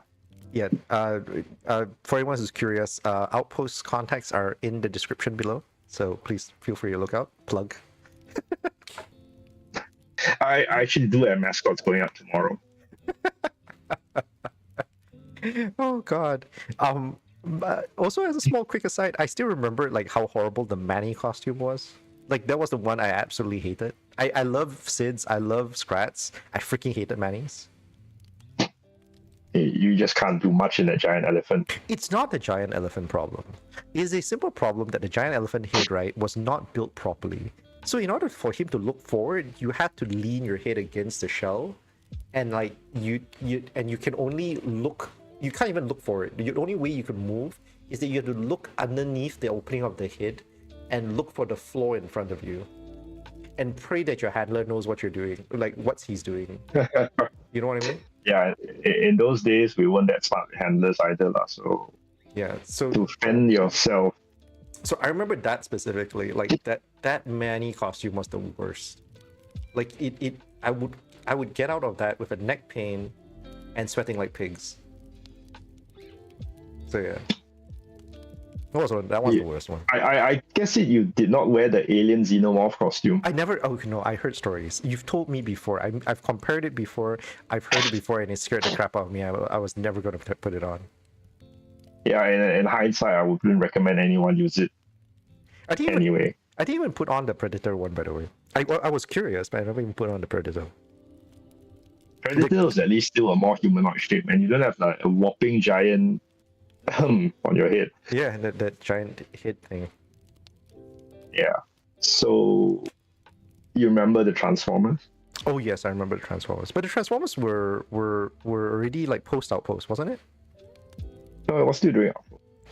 Oh, It was around the same era. okay. Anyway, we're probably jumping ahead because people don't really know. We haven't gotten to the cafe part yet. Oh, okay. Oh, so the cafe did come before this then. Cafe started in 2006. Oh, okay. our intention was it actually as a gathering place for fandoms. So whether you're a Star Trek fan, you can get together there. Star Wars fan, you can get together. Whatever movies were coming out and the hot things, Star Wars, Marvel, you can get together. So that was the intention of originally called My Sci-Fi Fan Outpost Cafe. Eventually we just changed it to Outpost. We after a while we kind of realized that the word My Sci-Fi Fan just didn't pronounce well with a lot of people. Really? Like, what would they? This includes clients. It's like, oh, go sci-fi. My sci-fi is like what? So eventually we kind of just went to Outpost, and that's how it came. Originally it was named My Sci-Fi Fan. In other words, Malaysian science fiction and fantasy community. Outpost as a physical location. So here's the thing. I didn't know that. Like, by the time I remember the cafe was like, for me in my head was just Outpost. Oh, Richard? Sorry, just needed to get one of this cough drop. Oh, okay. So Richard's still recovering, it seems. Because I'm running out of water. Oh no. But still good. Anyway, yes, right, originally My Sci-Fi Fan Outpost, and I think we kept the identity for 1 or 2 years, and then just transitioned to Outpost. Okay. Along the line, it kind of also evolved a bit because we sort of became more known for sci-fi cosplay and stuff like that instead of a cafe. Right. So we got asked to do mascot jobs. And at the time it's like, what the hell's a mascot? It's like, the sci-fi cosplay thing that you do is that mascot is always okay lah. So you need a bunch of these Jedi lookalike things and this like dark space lord thing at your annual dinner, along like troopers and what. It's like okay lah, we can do it for you lor. So this was so just as a quick recap, right? It started off when you sort of randomly got mascot management kind of jobs, and then somewhere in between the cafe happened, which started off as My Sci-Fi Fan Outpost and eventually evolved into Outpost by itself, and then and that itself also evolved gradually even less of a cafe and became more of a place that people could contact you to arrange for these kind of character appearances kind of thing, or people in costume kind of appearances and stuff. Is it? Am I getting this right? Like, I feel like there's a lot of timelines that overlap at this point. Yeah. Okay. So let's go back to movie Carnival. Right. 2005, I think. Okay. So this is definitely before the cafe. All right. Yeah. So that's the time where basically you experience being a mascot. Right. And that's probably the first time we also kind of like, oh, you're going to do cosplaying, go handle the mascot also. Right. It's like, okay, who wants to jump in? Yeah, Jared, thank you for jumping into the sauna. and here's a bit of money for it. So like that lah. So that was a bit of like first taste of like event or mascot cosplay managing thing. Okay. And along the lessons learned for that is like, if you're managing cosplayers or mascots, please do not cosplay yourself because you just can't do it properly. Obviously. Yeah. So obviously, I mean, along the time we're starting to get to know more people with shared fandoms, and I think Star Wars was hot at the time, 2005, so-called billed as the last Star Wars movie, The Revenge of the Sith. So I think at that time, me and our gang also were kind of like very, very hyped in the fandom. We actually, like I said, we did this adventure making our own costumes. So there were a number of us actually in Star Wars costumes. One very good Darth Vader, Abdul Rahim. Oh, I remember him. Yes, he doesn't do it much nowadays because he was already, I think, 45 at that time, so he's in his Really? 60s. Oh, okay. Yeah. So, but I mean, at that time, cosplay as it is, the word cosplay wasn't so well known either. Yeah, it wasn't. So hence the term sometimes like mascots. What? Right. Okay. Anyway, I mean, the event organizers were just lumping cosplayers together with mascots because they just identify as mascot lah. But Right. we're It's not the people in mascot that looks. costumes, right? Right. Yeah, we are not a mascot that looks like a pink elephant or clown or whatever. Right.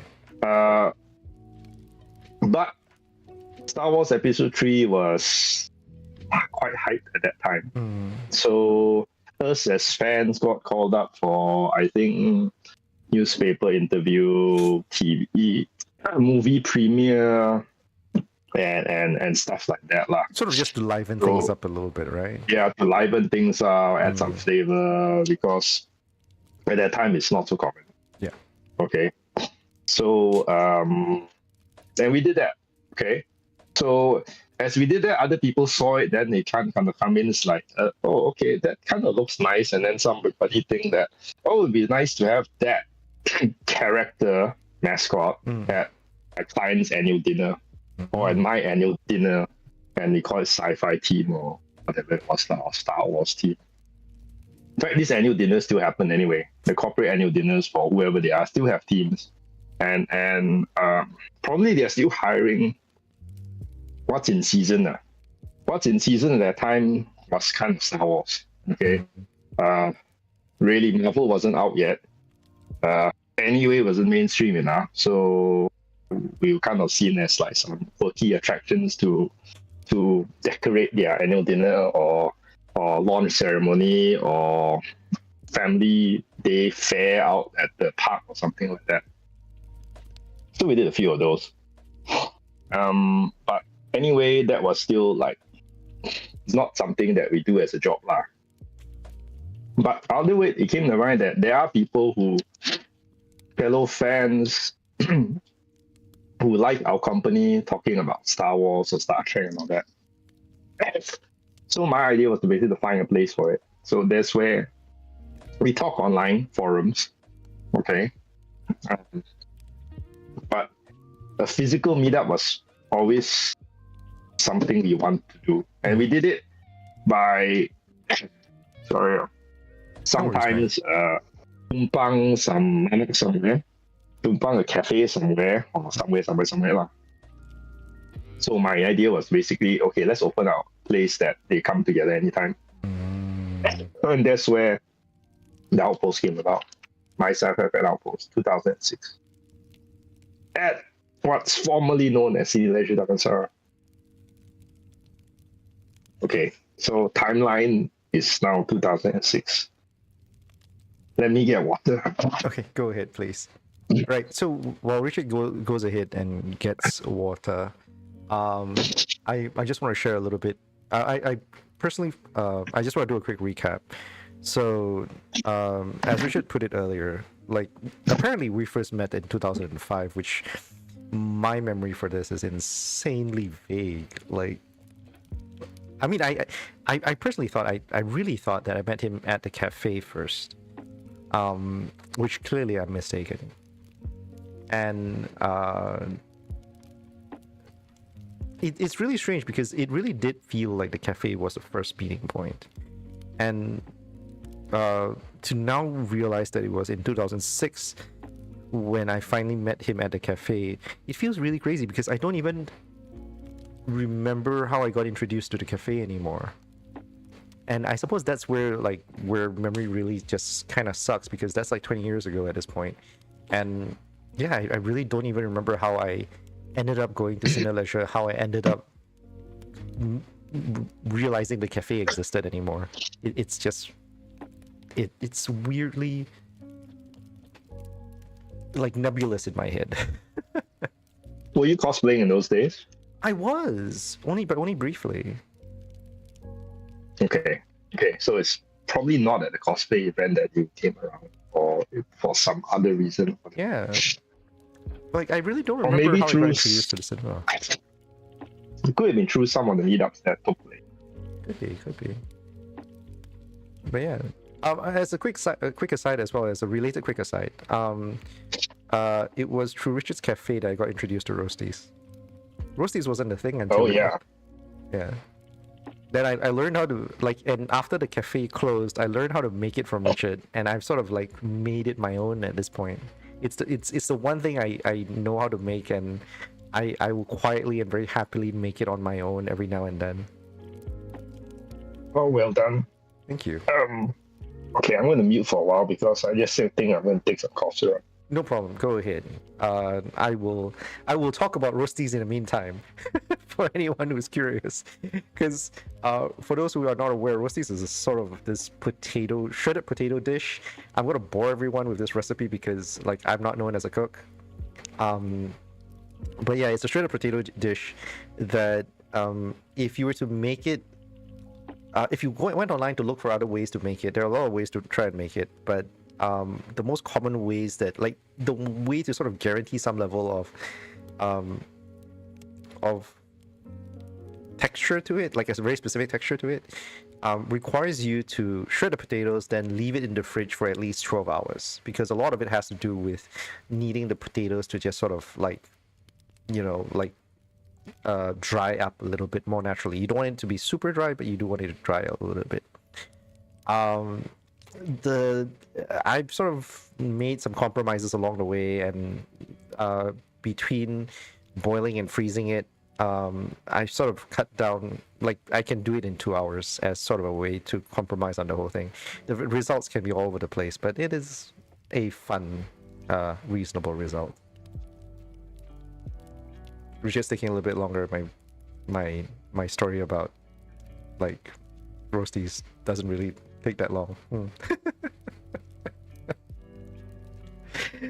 Oh god. Oh, perfect timing. I couldn't drag my roasty story. I'm sorry, man.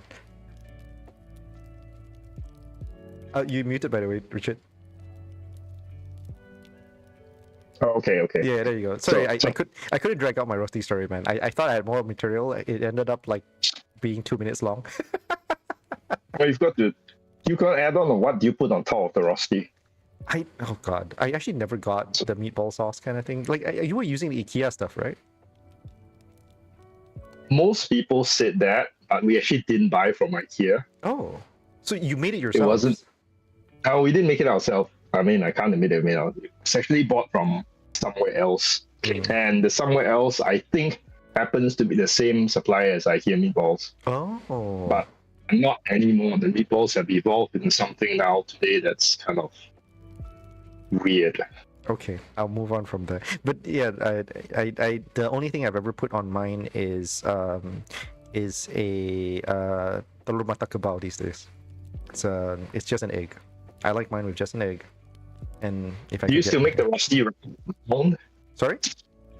Do you still make the rosti round? Yes, I do. Why?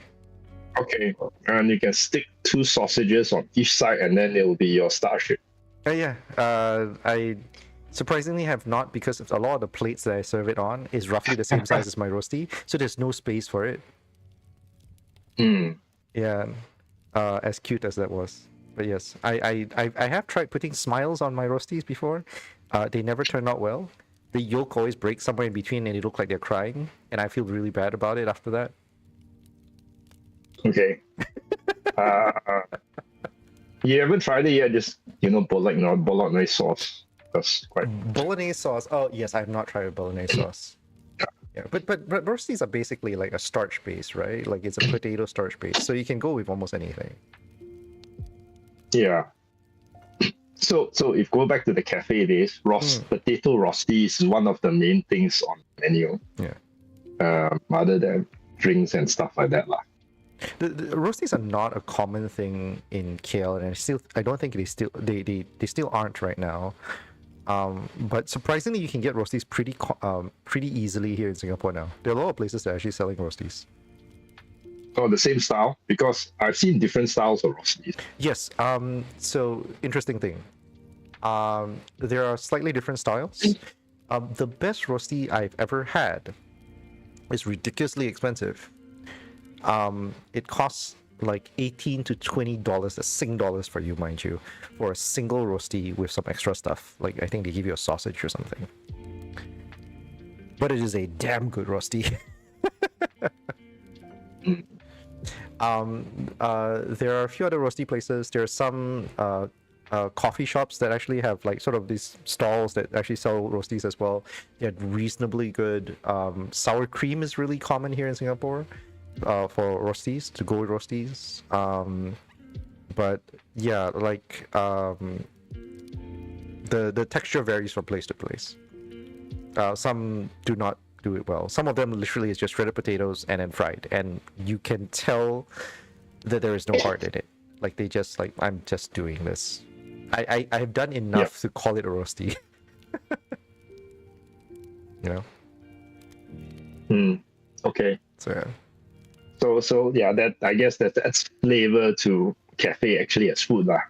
And the point of the food and drinks is actually basically something needs to pay for rent. You want to come together and all that, yeah, great. At least something is sold to pay for rent. I always wanted to ask though, why did you open in Malaysia? Like, what made you choose that location? I think at that time, IKEA, the Curve was a hot location. Right. And the Curve weekend traffic was pretty good. IKEA always has traffic. Right. And C Leisure seemed to have offer a reasonably good plan based on Cine Leisure in Singapore. But all this is ancient history already. Plans were not that well executed. I think it was kind of in our benefit that we were next to the cinema. Right. Because cinema-related events kind of like made things easier. Yeah. Like come get together, going to watch movies, sort of things. Yeah. I mean, I like, so one of the big reasons for me to drop by to Outpost back then was actually whenever I dropped by the cinema to watch a movie. Like when I was dating my now fiance back in the day, and I've had a very long like dating time, like courtship with her, right? When we were back in KL and all that kind of stuff, like I would take her to dates there, like to Cine Leisure and all that stuff. So we would drop by Outpost and we would just hang out and stuff. Great. So yeah. So yeah, I guess that's the background on why we're there. I guess the mall didn't really take off as much as we like it. Just as a little like inside baseball for anyone who's curious, right? One of the big like inciting incidences for me to reach out to Richard for this session also is because the building that we're referring to now by right should have been demolished. I haven't checked, but by right it should have been demolished. It was slated to be demolished, I think, in like late second quarter of 2024 because they were making way for new development. And yeah, like we were joking, Richard was joking about how he would drop by the place and just to take a picture with like the demolished grounds, take a selfie with the demolished grounds, and we would share it here while we were chatting. Thank you for the reminder. I shall go drive by and check it out soon. But I think last I went to IKEA and drove by, I mean, the building structure is still there. It's not a pile of rubble yet. Oh, okay. So, but they could have begun the demolition first by salvaging scrap material, and that could take some time before they literally bring the giant ball and start knocking things over. It's probably worth noting, I probably should just mention it real quick. As a related note, since we're talking about Cine Leisure, Cine Leisure was also the home for KL's first and I guess the only technically proper maid cafe at one point. I really don't remember the name of the cafe anymore. So if anyone does remember, please leave it in the comments in the video in the space below. But yeah, it was there too, and it was there for a while before I think even it itself also folded. Richard, do you remember that maid cafe? Yes, I remember the maid cafe, but I also forgot what the name was. I remember it was like there were a few like long-lasting tenants there. The Right. ones that don't die is like Sun Kome, Aching Laksa. Aching Laksa. Yeah, no, yeah, Aching Laksa. They're everywhere now anyway. They I guess Congratulations to them, they man. found yeah, congratulations to them versus the other roti kopitiam that died after 3 years. Right. Cathay Cinema was, I guess, one of the bigger flagship cinemas at that time. It was actually a happening place for movie premieres as well. So in this prime lah. All right. And if anybody really wants to know a bit of trivia, it was called Cine Leisure because Cathay owned a building called Cine Leisure in Singapore, which has this concept of micro retailers, entertainment, and all that. Right. So the idea was to do it the same here. Right. But but actually it was a joint venture between Cathay Singapore and Bao State Group, which basically owns the land at that time. Okay. Bao State owns the curve. Oh, okay. So That's we fascinating. also own the land that Cine Leisure sits on. Oh, okay. So That's I think so I think basically the mall I think always had difficulty launching and reaching a critical mass tendency. Right. That basically just having enough attractions to attract people so that footfall became more consistent. More regular and more consistent, right? I think cinema attracted people to some extent, and McDonald's attracted maybe. Oh, McDonald's really killed our business a lot, actually. Ouch. Because we were one of the first cafe tenants there, and then we actually had F&B customers. Right. Especially going to the cinema late on Friday night, Saturday night. Right. Then eventually McDonald's opened downstairs, and then business drops like 50%, 70%. Ow. Yeah. So anyway, after 3 years, I think Cathay sort of gave it up and just sold it, the whole building off to Bao State. So it was renamed E at Curve. Ah, so that's what happened. Okay. By this point, was Outpost still around? Yeah, Outpost was still around. We were in there. This was, I think, 2009 or so. Oh. So rebranded from Cine Leisure to E at Curve. Cathay still retained the cinema, but I think the rest of the ownership left with the transfer over entirely to Post-it management as well. Oh, fascinating. Yeah. So I think there was Sorry, go ahead. There was some good and bad that came about because I think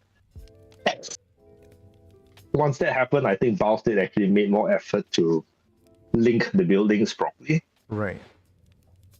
And joint promotions and stuff like that. Oh, okay. Can I ask, like, how were you privy to this information? I don't think this is something that most people would know. Oh, I think basically as a tenant, they informed us lah. Why are we changing name? Oh, basically change over in ownership, then change over in mall manager and stuff like that. Right. Well, I mean, just to leverage, just to bounce off the thing that you were talking about, and just to share a little bit of extra trivia, right? So, Cine Leisure here in Singapore is also gone. I mean, I say gone, but it's not. I know that too. Yeah, it's I say gone as though like the building still exists. The thing is, Cine Leisure as a building here in Singapore is widely seen as sort of a heritage building at some level because it's been around here for so long. The thing was that Cathay, like, they pulled their operations, and right now Cathay Cinema in Cine Leisure no longer exists in the sense that it's no longer run by Cathay. There were some attempts at trying to do some indie stuff. Like, I think I remember hearing about how some people are doing some indie screenings, like people taking up the Cathay space, doing indie screenings in that space. But I have no idea how is that space being managed right now. So yeah, it turns out Cathay, not a great building management company. Yeah, I mean, I think they've also mainly left the cinema business, right? Yes. There was a building called the Cathay near Dhoby Ghaut. Oh. It was like supposed to be their flagship building, and it was a huge cinema opening at that time. I attended it basically not as guest, not that important, but there behind the scenes. helping a friend related to the cosplay stuff. Right. So I know the cafe opened to much fanfare now. I think it's gone already, right? I've Do you know not, about it? I don't know about it. I've only visited like Cineleisure a couple of times Oh, before this it is not closed. leisure. This is another building Yeah, called yeah, the yeah. cafe. Yeah. But I'm just really talking about like my extent of like exposure to Cathay as a cinema chain, and their works here in Singapore. I remember watching Dune, the first movie, in Cathay itself. Like the experience was pretty good, but like the footfall in that building is just horrible. Yeah. So anyway, Hmm. we left E at Curve, I think at 2010. Oh. 2010. At that time, we've completed our so-called 3 years tenancy, and then it was kind of like, we could stay or we could leave anytime. And then after a while, I decided that, okay, let's just leave because I think footfall or traffic just doesn't justify being there anymore. Okay. It seems crazy though, but like it felt like Outpost was there for a lot longer. I didn't realize it was only like 4 years. 3.5, I think. Oh, okay. It's even worse. Okay. Like I suddenly didn't feel like it was that short.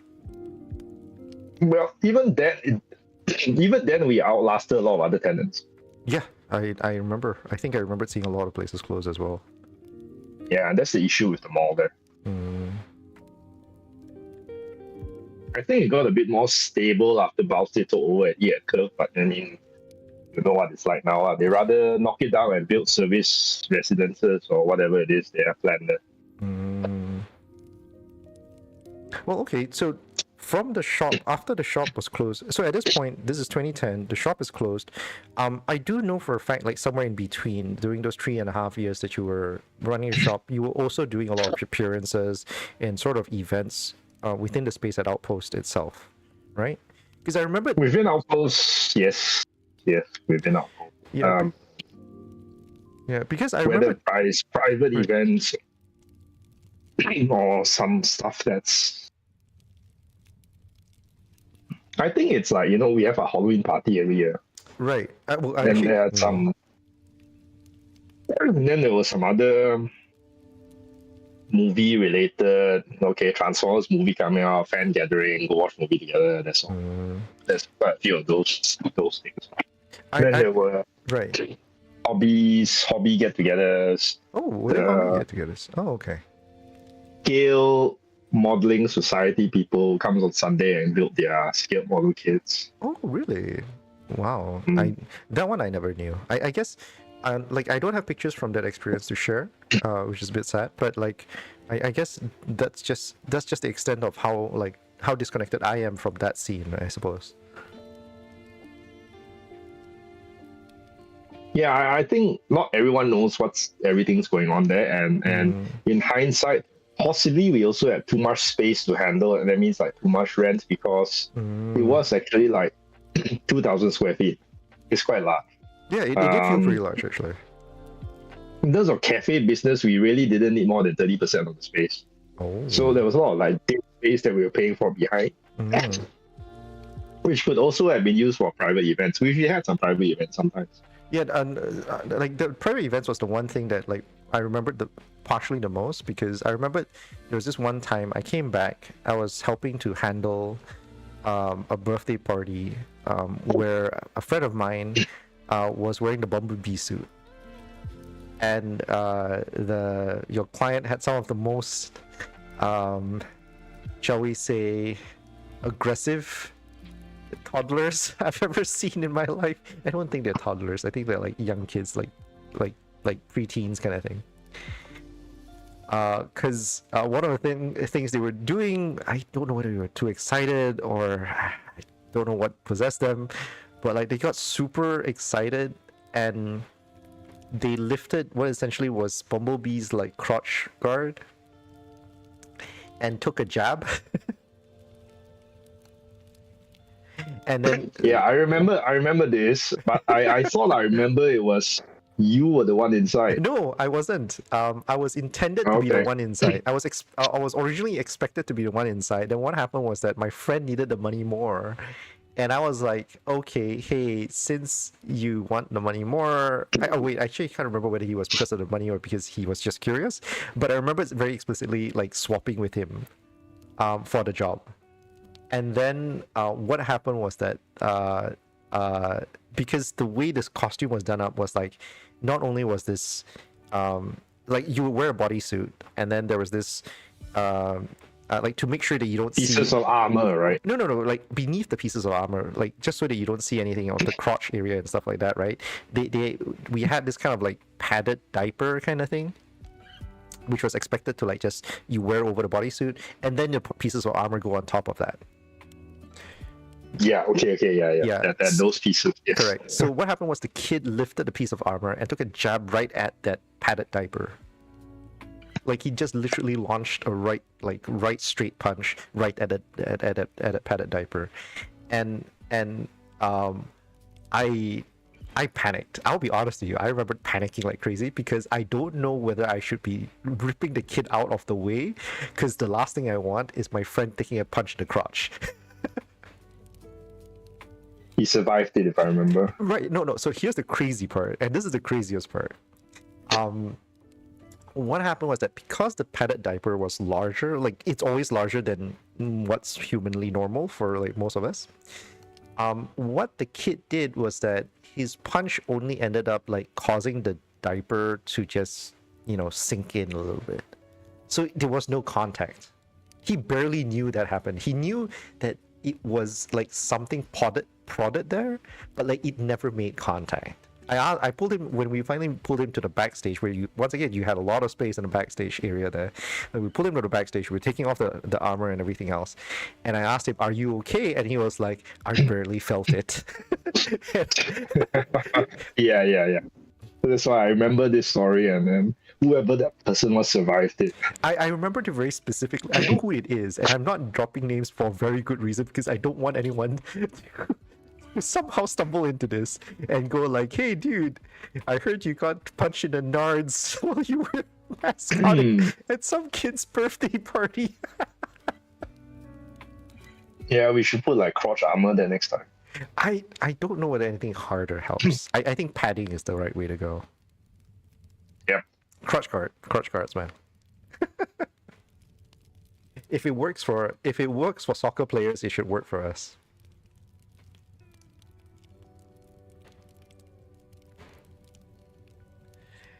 All right. But they don't make mascots like that anymore. Oh God, thank God. I think that's a good thing. Yeah, but they were also like pretty indestructible fiberglass. Oh yeah. So I guess this comes along the time that during the cafe we got requests by event managers, cinemas, and so forth that, hey, those cosplay characters, can we have them as mascots at our event here or there? So once in a while, we are basically solicited to go and do some family day, annual dinner, cinema launch sort of thing. And I think the event business sort of expanded from there until at some point they actually eclipsed the cafe business.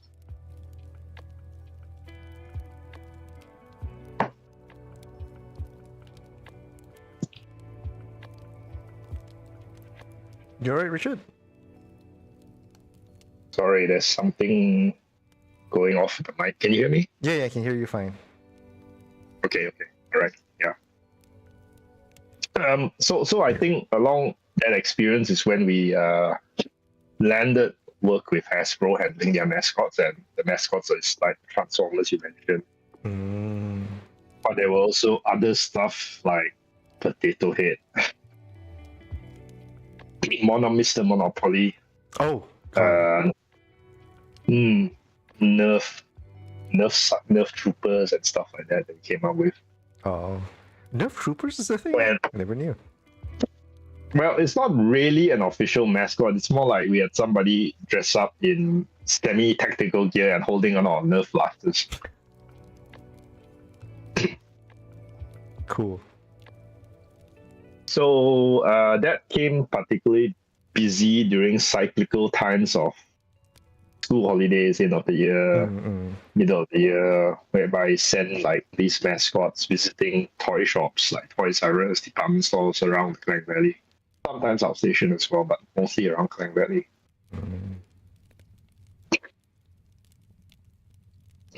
So yeah, I think that's essentially how we really got started doing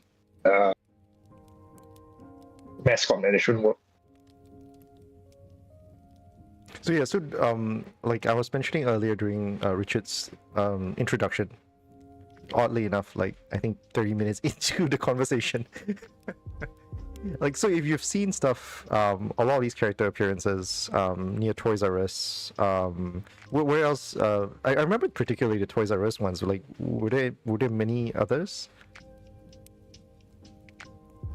I mean, at that time, the client is Hasbro, so most of what we are geared towards those mascots is taking it to the toy shops. But because Transformers was very hot at that time, there was also requests for their mascots to appear at cinemas and at different places. Right. So that ended up us going onto the cinema circuit also, Right. And various sometimes like off-site on-ground events like Transformers was at car show in PWTC. Then the mascots went there. Then there was Transformers had Wanatama on-course event. Then the Transformers were sent there. So yeah, okay, that's actually how it expanded a bit beyond the toy shops. And in a way, it also sees in a wider audience than just toy shops, because the toy shops are basically kids and parents. Right. And sometimes they're not very busy. But when you're on a ground concourse event or a car show, that's really a lot of people.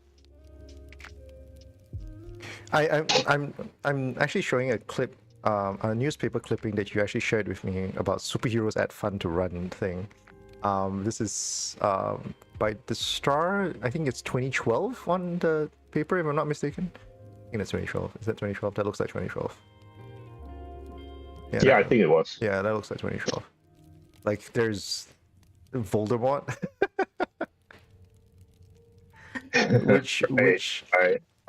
which without without name dropping who that person is actually a pretty big personality in the manner of speaking, or at least a person behind the scenes for Malaysian cinema. Yep. I'm not gonna name drop. If you know, you know. But I just want to like put it out there that like if you like going to the cinema for one reason or another, sometime in the 90s to 2000s period, you probably went to you've probably seen his work and you've probably quietly thanked him for it without going into too much depth into that.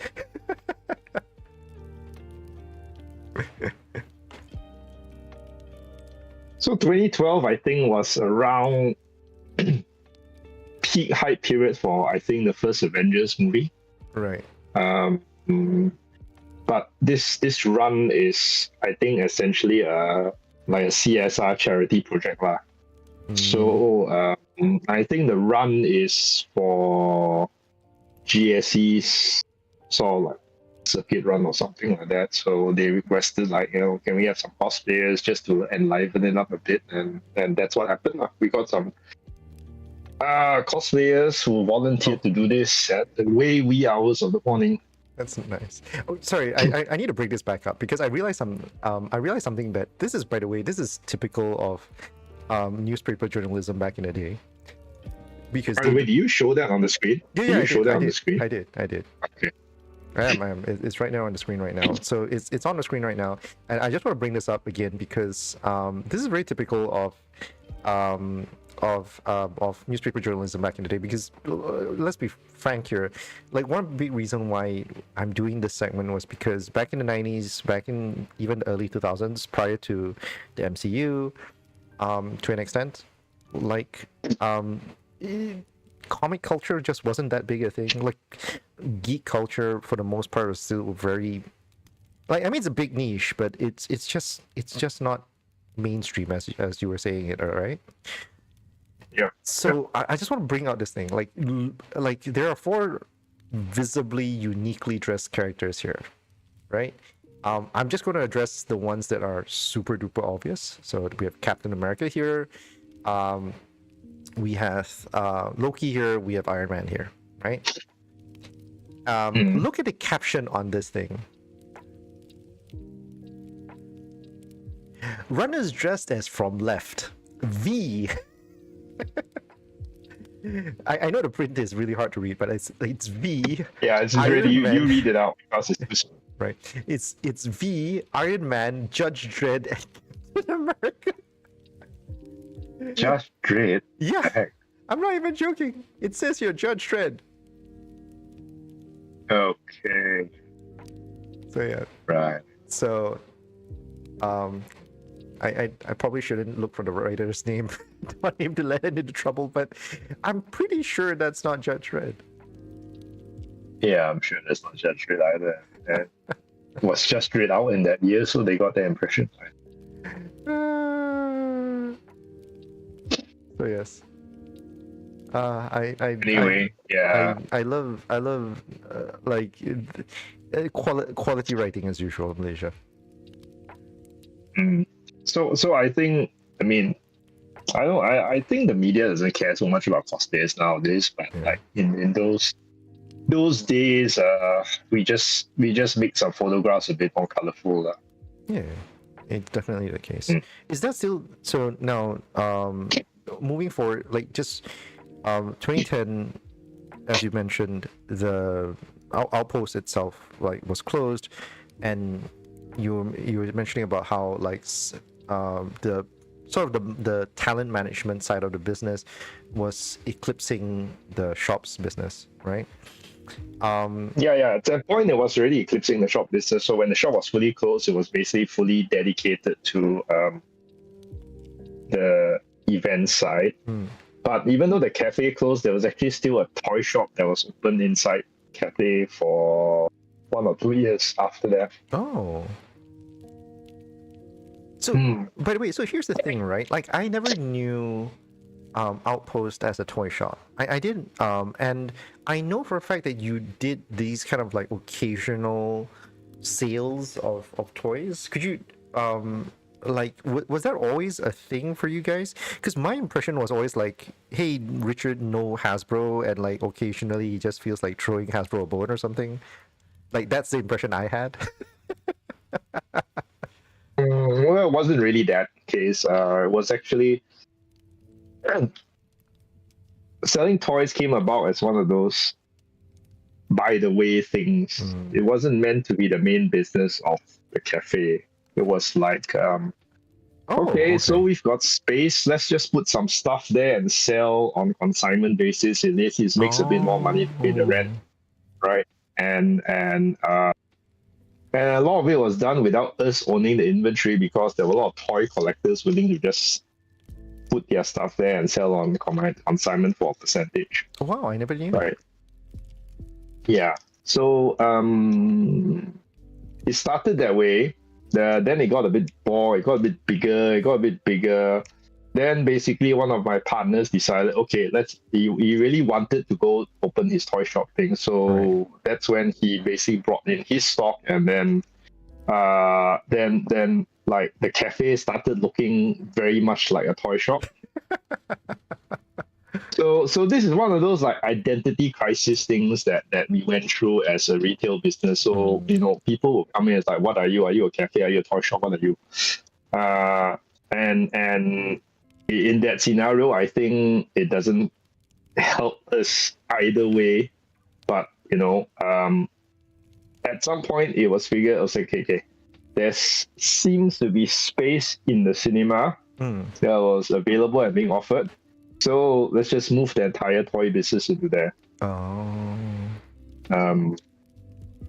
Which is not necessarily a good thing, but it basically ends up, more rent as well. But at least that is a toy business with its own dedicated staff. And then the cafe stays at being cafe. And on the side also, I also run the events for client roadshows. Okay. So Outpost became this sort of this trident of things, where it's like one part toy shop, one part cafe hangout, and then one part like talent management for like character appearances and stuff like that. Yeah. By the way, it's really not by design from the start. It's sort of trying to evolve that way. All right. So that was around like the 2010s already at this point, like just before the cafe closed kind of thing. Yeah, just before the cafe closed with like regular clients like Hasbro and a few other things here and there. Basically, the events business eclipsed the cafe business. So after the cafe closed, it was just fully dedicated into events and the projects either increase in volume or there were other new clients and new requests that came in, and together inside that became more identified as Outpost events. Okay. Then another spin-off, the Outpost Toys, was the shop that basically remains selling toys. Oh, okay. Is there still physical toy sales, right? There's no like Lazada, Shopee, eBay, or stuff like that. Right. So I was going to ask, like, has the toy business transited, like, or is it still going? Because, I mean, I know that you're still actively doing the events, production side there, which is what your Facebook page is more or less catered to nowadays. But like, what about like, and the cafe doesn't exist anymore, so we're not going to talk about that. But like, what about the toy shop side? Okay, the toy shop side basically was handled by my partner, and I think they continued it for, I think, 1 or 2 years after the cafe closed, within the cinema until we decided not to do it anymore. So that was effectively at a clearance sale and then closed it up. Anything what I'm selling now is basically like leftovers of certain things, and for me, hoarding a bit too many things because it's terrible when you're part of a toy shop, then stock comes in 20 boxes. Oh, I'll keep one for myself. Keep one for myself. Then eventually the storeroom becomes full, and what to do with it lah. So like, yeah, MCO was kind of a good time just selling off old stuff. Just for anyone who's curious, like, so every now and then, and I don't have a clock to this, by the way, but like every now and then I see Richard like posting up stuff on his Facebook going like, hey, I'm doing a toy sale, like anybody wants, kind of thing. And I'm staring at some of this stuff going like, holy shit, this feels kind of like, isn't this at least 10 years old kind of thing? Yeah, it's all old stuff. It's not new stuff. It's not new stuff that I'm buying to resell. Would they fall into vintage nowadays, or like, do you think like it's just like, oh yeah, no, it's not quite there? Well, if it was vintage, it'll be from the 80s, and that's probably stuff that's quite valuable and quite easy to sell. But it's not. It's like post early 2000s to 2010s mass production stuff. So there's not a lot of value in it. Like I said, like I still have the Darth Maul for 1999 with Obi-Wan and Qui-Gon Jinn selling cheap that nobody wants. I wonder how's the going rate for a Jar Jar Binks nowadays.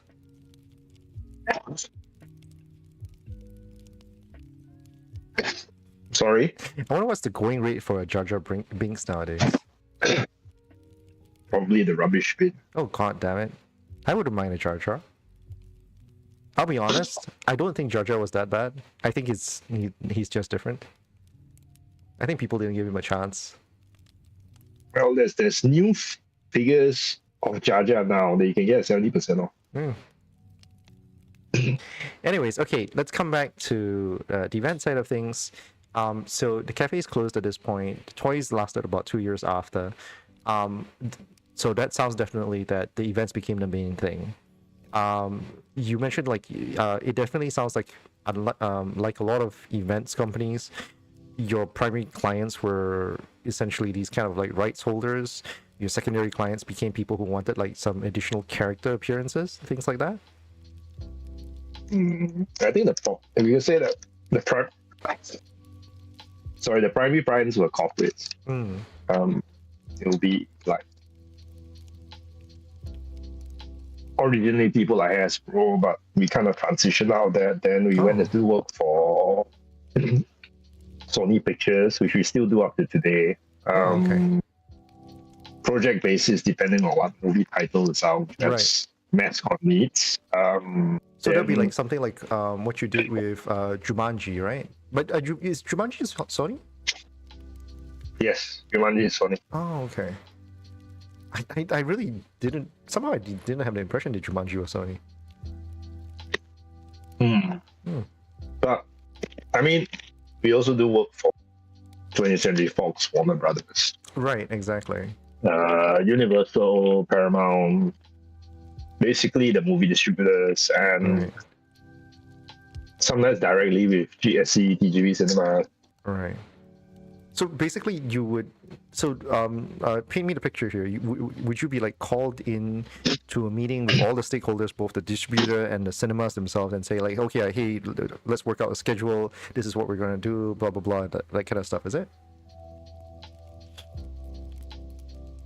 It would sound like be the practical thing to do, but we've done it for so many years now. So for certain clients, it's like, hey, we have this mascot coming, so I think it's time we make a schedule on where to send them, and then there's some sponsors then try and create this roadshow schedule. All right.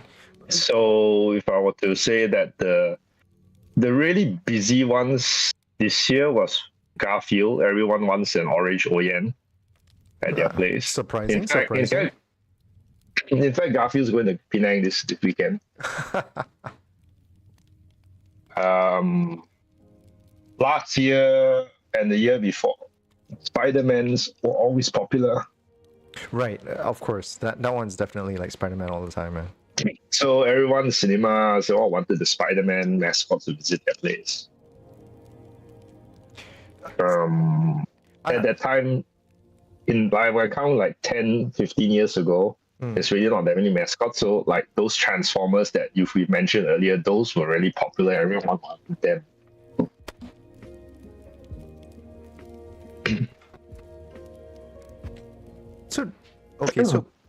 So not only do costumes and like basically like constantly have to like you constantly have to prepare a transition of costumes and all the things, and there's this constant need to not only find talent to fit in those costumes who are willing to put on these basically walking sauna suits. Walking sauna. I am a little curious though, like right now with you established as sort of the go-to guy for all these corporate corporate big boys, right? I'm curious to know then though, like, has the scene changed for appearances in this time? Because like when I was growing up in the 90s, and I'm going to go back down that whole nostalgia lane with you a little bit. Give me a sec. Oh, sorry. Yeah, I had a small screen bug. Your video died on screen a little bit for a second there. But yeah, so like when I was growing up in the 90s, I don't remember seeing a lot of mascot appearances or even like these kind of movie tie-ins and stuff. In Malaysia, it was just practically unheard of. It was just rare, right? But like and since you started picking it up in the 2010s, there's definitely a lot more. Are you the only guy doing it nowadays? Is there competition for you? Is there, or has just like the request just expanded to a point that like, but like you've just expanded your operations to be able to match it? How's it been like for you, if you don't mind me asking? Actually, it all depends on the project and the clients you have. So if I look back at, when cinemas are closed, there's nothing to do. Right? The mascots even the mascots period, right? Yeah, it's COVID period. Even the mascots are here, they couldn't go anywhere. So actually there was a second or third emergency lockdown that happened just as Hotel Transylvania 3 was supposed to, or Hotel Transylvania 4 was supposed to go move. And that basically like canceled any mascots happening, and the show got released on online. I think we are streaming, so don't bother. Okay. Peter Rabbit was actually meant to release when the first pandemic first started. So we actually had Peter Rabbit out for like 1 weekend and then like cancelled. That's it. Went back to the rabbit went back into the box for the last 4 years. Ouch. Where do you get your suits from? Do you order this? Do you custom order this, or like do the distributors give it to you? How does this work normally? Okay, I mean, there's Was this a trade mascot secret? management. Is this a trade secret for mascot management? No, like, so it's not a trade secret. Like. Basically, I don't own any of the mascots. The mascots come from the client. Okay. Right. The clients usually gets them from official source or manufacturer somewhere overseas. With the approval to use it for the marketing or movie promotion or whatever it is at the time. So basically, I take custody of the mascot during the promotion period to take it out, to handle the logistics of sending it out on roadshow. Right. So you basically become like you're not only the talent management, but you're also the logistics like manager as well. Yeah, and the logistics actually gets pretty complicating sometimes because it's finding the right people available at the right time who wants to do this walking sauna job, right? Right. And our peak busyness was actually around, I think, 2014 or 2013. And I remember, I think one day I did the numbers. We probably had about 30 to 40 people out on one day or one weekend at various locations doing various things. And there was a weekend when Comic Fiesta was on. Oh, shites. Yeah, and but none of that was for Comic Fiesta because that was actually out for that was out for the corporates on where they wanted to be and as needed, right? Right. So sometimes I mean there are mascot costumes that are provided by the client. And sometimes we are also requested to come up with a costume, whether to make it from scratch or make it a combination of cosplay to run it as the character for that purpose. Which I assume that like you'd be reimbursed for it, right? Like in these kind of cases. Yeah, that's why at one point we had this offshoot called Outpost Services. And that was basically to make costumes and props on request. By clients, right? So I'll give you an example of what other people are doing out there now. Right. Client has no official mascot costume, okay? But they want a live action character appearing at their event on the roadshow. So now they hire cosplay production studios to basically make the costume for them. And sometimes then talent is also provided. And sometimes they are willing to, invest more, then they'll hire some influencer person or famous cosplayer to wear this costume and promote their character, their IP. So this is happening, I think, quite a lot for video game titles. But it also happens occasionally for Western media stuff like Game of Thrones. Yeah. I think it's just a few days ago, I think those costume talents who are out for House of the Dragon. Strangely, at like the Pasar Seni MRT station. That is Nothing to do with strange. me. Nothing to do with me, but this is, I guess, some arrangement with HBO to have this sort of like on ground activity or promotion. That is very strange. Yeah. So Like that's more happening Pasar now Seni with other workplaces. parties, but that's what I used to do also, like say 10 years ago.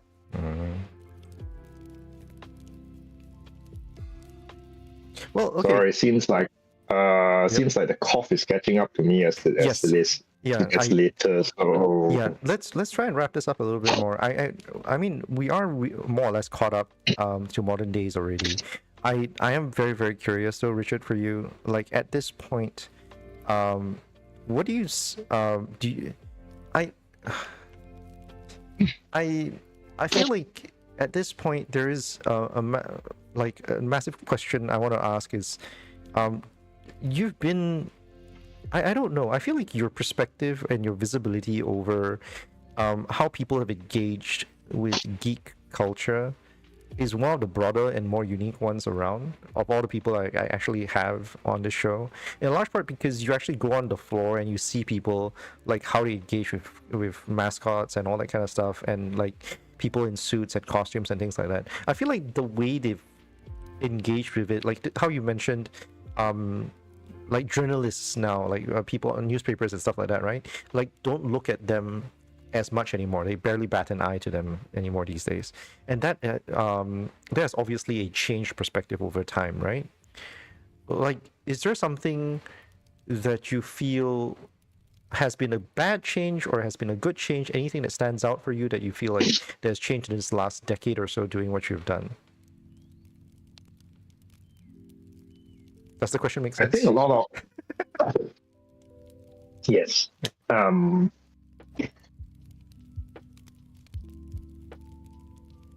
Just finding things a bit difficult to answer things for the throat CG. Oh, I'm so sorry. So remember what I mentioned to you. If there's a way where I can type and then you have an AI voice. Okay, I'll tell you what. I'll tell you. I'll tell you what I'm gonna do. You can type it out. You can type it out to me.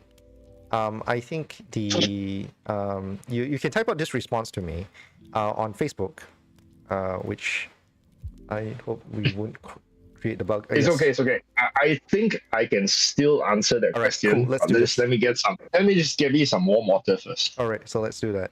But while we're waiting for Richard's one, I want to share what I wanted to share earlier, because one of the reasons why I prompted this question was because I myself have been in the scene for quite a bit as well, and I've never had a chance to really talk to as many people as many cosplayers as I wish I could. But like one thing that I was mentioning earlier about how Taobao has sort of lowered the barriers to cosplay, making it a lot easier, and all that kind of stuff.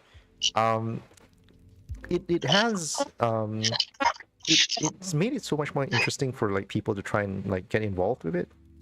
And I don't know. I've always felt like that's in half for the large part, for the most part, it's a good thing.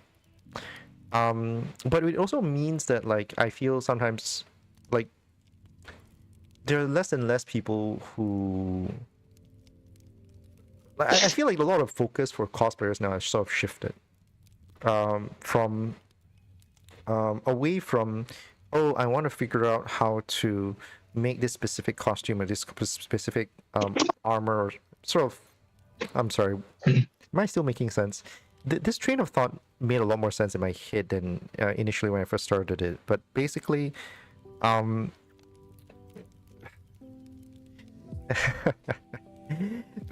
Richard, clearly this is a bad day for me as well. My head's really foggy apparently. But what I wanted to go at was like, now cosplay is a lot more accessible, but the way people have sort of approached cosplay is also like significantly different. I feel like the way people discuss getting into cosplays and stuff have sort of evolved in such a way that, I don't know, maybe it's just me growing old, but it feels different.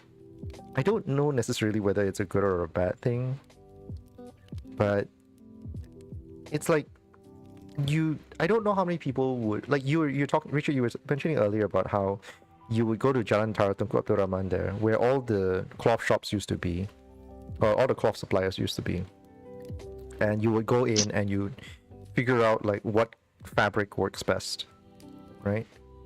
And now, and that's a very tactile thing. You go in there, you feel it, you watch it flow against your arm, you test for its transparency against your skin, and all that kind of stuff.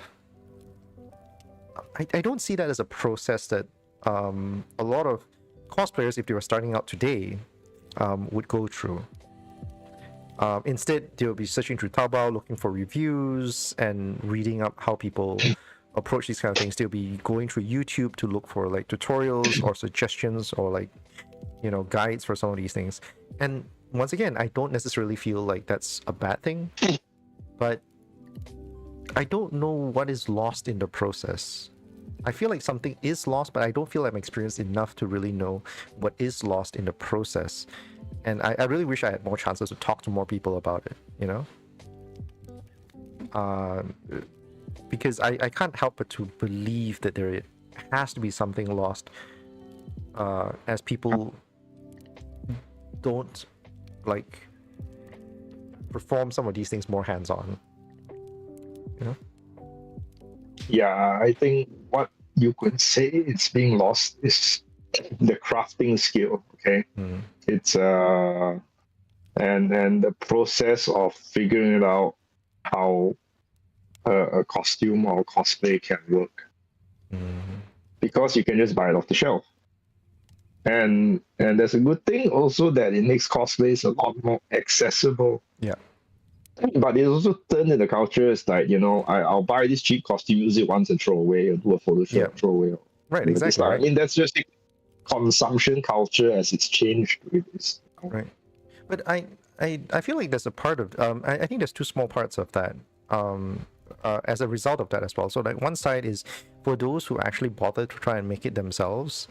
I don't know how true this might be, but I feel like there is less of an ability to appreciate the work that's put into it, especially if you're doing it yourself.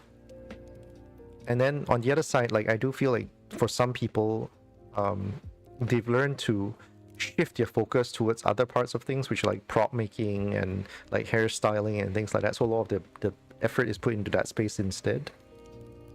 And yeah, as I said, I maybe because I'm not as involved with the cosplay scene, and I haven't been in a very, very long time anyway. Like I just don't have enough perspective to really understand the degree of gains or loss in the process as this culture has sort of evolved in the last decade or so. Yeah, which once again brings us back to the point. Sorry, the question that I was asking you earlier. Like for you, how do you think the culture has sort of evolved for people who is interacting with like these kind of geek-related appearances, character appearances and stuff? Like how has people learned to perceive geek culture by and large as well, and sort of by extension?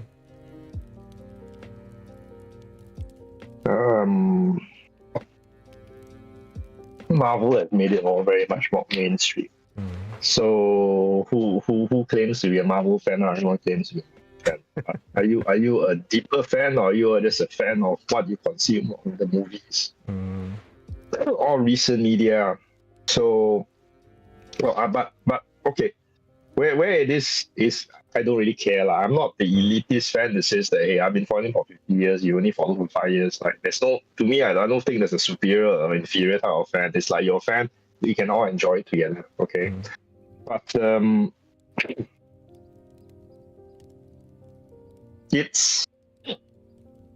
there's a lot of different franchises or fandoms out there.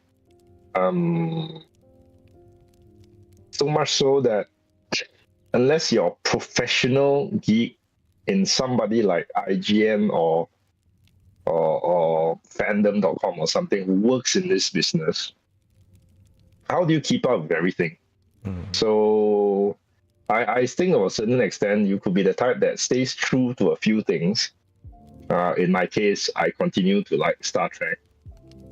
I consume probably still 80% of it. I dare say I still like Star Wars, but not necessarily the latest versions of it. I heard the Acolyte is fantastic. Oh, good for you. Okay. Like if you ever feel like inducing cancer, that's the way to go. Okay. I think it's not so bad, but there is some parts that are like that. I still like Transformers, but not Bayformers. I don't know. As a product of the 80s, I still like Gen 1 Transformers. Right. So what do I still, but that's not to say I'm disfavor tasting new stuff, okay? I just finished watching Attack on Titan. And I went there, I went straight to the exhibition on the last day. I can't claim I'm really a fan of the franchise, but I watched it and it entertains me, but it's not something that I'm going to carry on for my life. I follow Game of Thrones all the way, and I enjoyed it enough to talk with probably some casual conversation with other fans of the series, but I don't read the books. I don't really go into the cosplay and all that stuff. So there's a lot of like,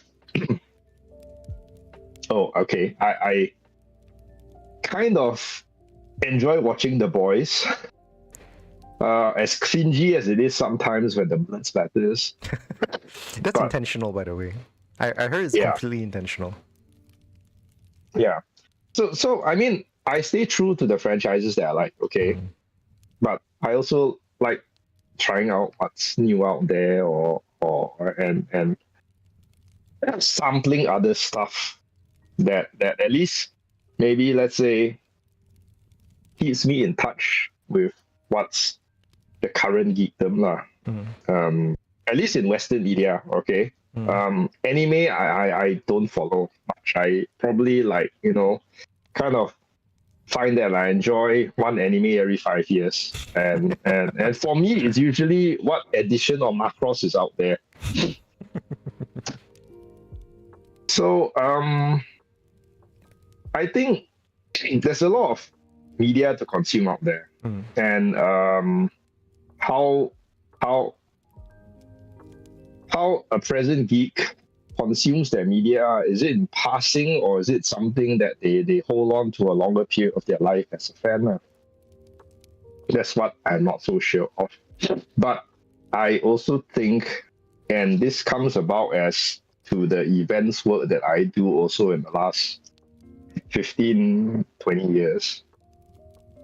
For movie and marketing as well as other products, a lot of budget that would have been gone to on-ground experiences or even mascots like for what we do has gone to paying KOLs, influencers, YouTubers, and those sort of folks to get the message out there compared to mainstream media. Or compared to on-ground activities and mainstream media. So I'm not to say complaining that I got less budget because of that, because ultimately I'm planning to retire already anyway, so I don't really care. You want to take over, I just go shop. That's it. I'm ready to retire. Just that before I do that, I would actually like my clients that have an alternative for someone to do their work. The mascot management and all that. Okay.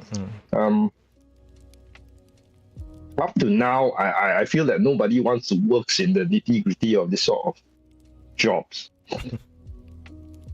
I have people who are fine, like they like becoming the event crew, become the talent, but it doesn't really go beyond that.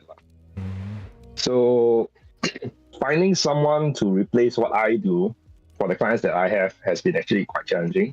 I haven't found a solution yet. So my current solution is outsource the whole mascot thing to somebody else. And if they can do it well, then you go and run it for the clients next year.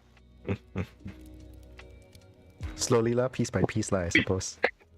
Piece by piece lah, but slowly I'm really actually just dumped it on an associate for this weekend. You do it well, then you take the rest of the thing lah. Right. So but that's to say also like, okay, so KOL influencer marketing is working, and I don't know. I don't really look into the data side of it, so my clients are really spending money on that part. So I guess in passing, influencers, you pay them money, they say what do you want for your site lah. All right. Right. And that influences the audience to go and consume your media. Right. So this is a large part of how like it's sort of shifted in the last like 5-10 years. Is it the last 5 years only, or I feel like it's the last 5 years or so.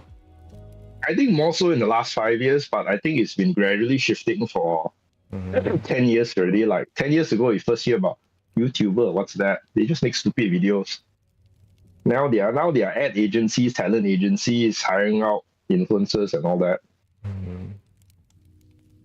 I'm not complaining about that, but I guess, I don't know, for people today to find their passions, do they find it themselves on their own journey, or do they find it being influenced by following other personalities?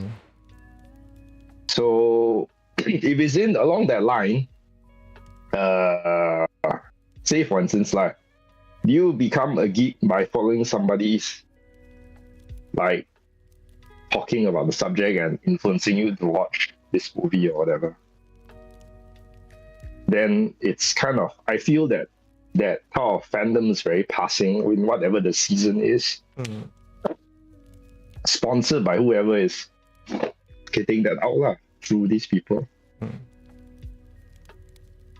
Because I literally, I think, when I think back, I found the fandom of Star Trek through my journey. Star Wars, Transformers, all this lies is rather than somebody telling me.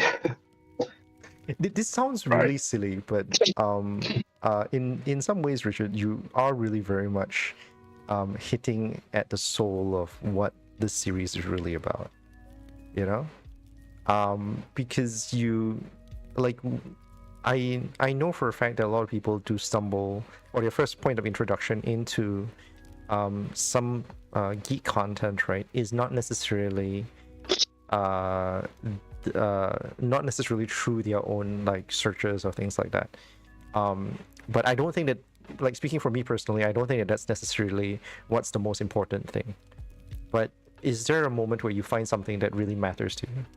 I was posting on Facebook recently, because some people were pulling lines from Star Trek, like DS9, TNG, as well as Voyager. And one line, like one of the top lines that they put in, and this is a line from Picard, which is a beautiful, beautiful line, by the way. Which he was talking to Data, and he said, sometimes it is there's nothing there is nothing wrong, and I'm going to paraphrase this a little because I'm probably going to butcher the quote. There is nothing wrong, sometimes you can make no mistakes and still lose. That's nothing wrong with that. That's life. I think Peak something performance. Huh? Peak performance, that's the episode. Right, exactly. Oh my god, this is how big a geek Richard is. All the Trekkie power, man. But yeah, so that's exactly that one. It's one of those lines. And my personal favorite episode from Trek is Inner Light. I had to look it up recently. Yeah. That's a great one. Yeah, and a lot of this has to do with us finding either moments of inspiration or moments of connection with these shows. This is actually why like these kind of journeys matter. I've talked about events, I've talked about cosplaying like as a hobby and all that kind of stuff. I've talked about boofing and all that kind of stuff. And everyone I've talked to through these series, and once again it's 11 right now, like everyone's gone through, like everyone's found a little bit of themselves somewhere along the lines, and that's one of the big reasons that sort of pushed us to continue doing it, you know, that kind of thing, and continue to engage or enjoy the kind of things that we do.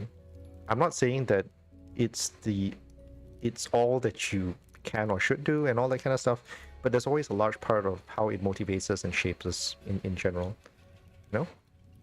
So yeah, so I sort of agree with you in a sense that I think a lot of people may be initially swept up in the passions of things and get really into it by influencers, by like hype, which is what a lot of these KOLs, key opinion leaders, by the way, is the marketing term. These KOLs sort of provide. But like you, I also feel that it's important for them to find something of themselves inside these content.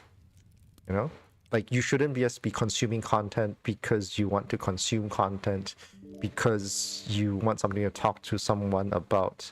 Like, I mean, sure, if that's what you want to do, like if that's all that matters to you, but somewhere along the lines, stories have souls, characters have motivations, and to find meaning in some of this content that you consume requires that you process it, you know, like you learn from it, you know. I was talking about Inner Light a second ago, and one of the big reasons why I felt it was such a beautiful story is because it talks so much about legacy. Especially after my father passed away, Inner Light became this huge episode for me, because it took on a completely separate meaning. Because in the episode of Inner Light, and by the way, this is a 30-year-old spoiler at least at this point, by the way, so I'm just gonna leave it at that. Like Picard becomes this kind of alien chosen embodiment of their legacy, of their history, and he's given all the last memories of their people, right, of this alien culture and stuff like that. And yeah, and it just makes me think so much about how my dad passed away, and how much like the memory of him now persists in me and my brother. We are basically the probes that will, if given the opportunity, will continue telling his stories, or the stories of him, down to whoever else is going to listen to us, you know, that kind of thing.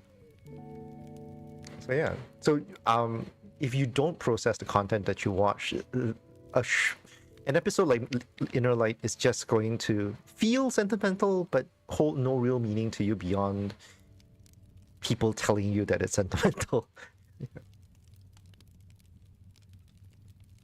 Yeah. There's some great episodes out of that Next Generation era.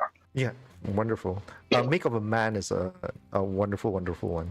Is it Make of a Man? Is that the one? The one where Data is put on tribunal and Data, yeah, that one. And they ask like, what makes a man, right? Is that Make of a Man? Can't remember that full one. Yeah, I think it is. Yeah, TNG. I mean, the other thing that probably I just add quickly is that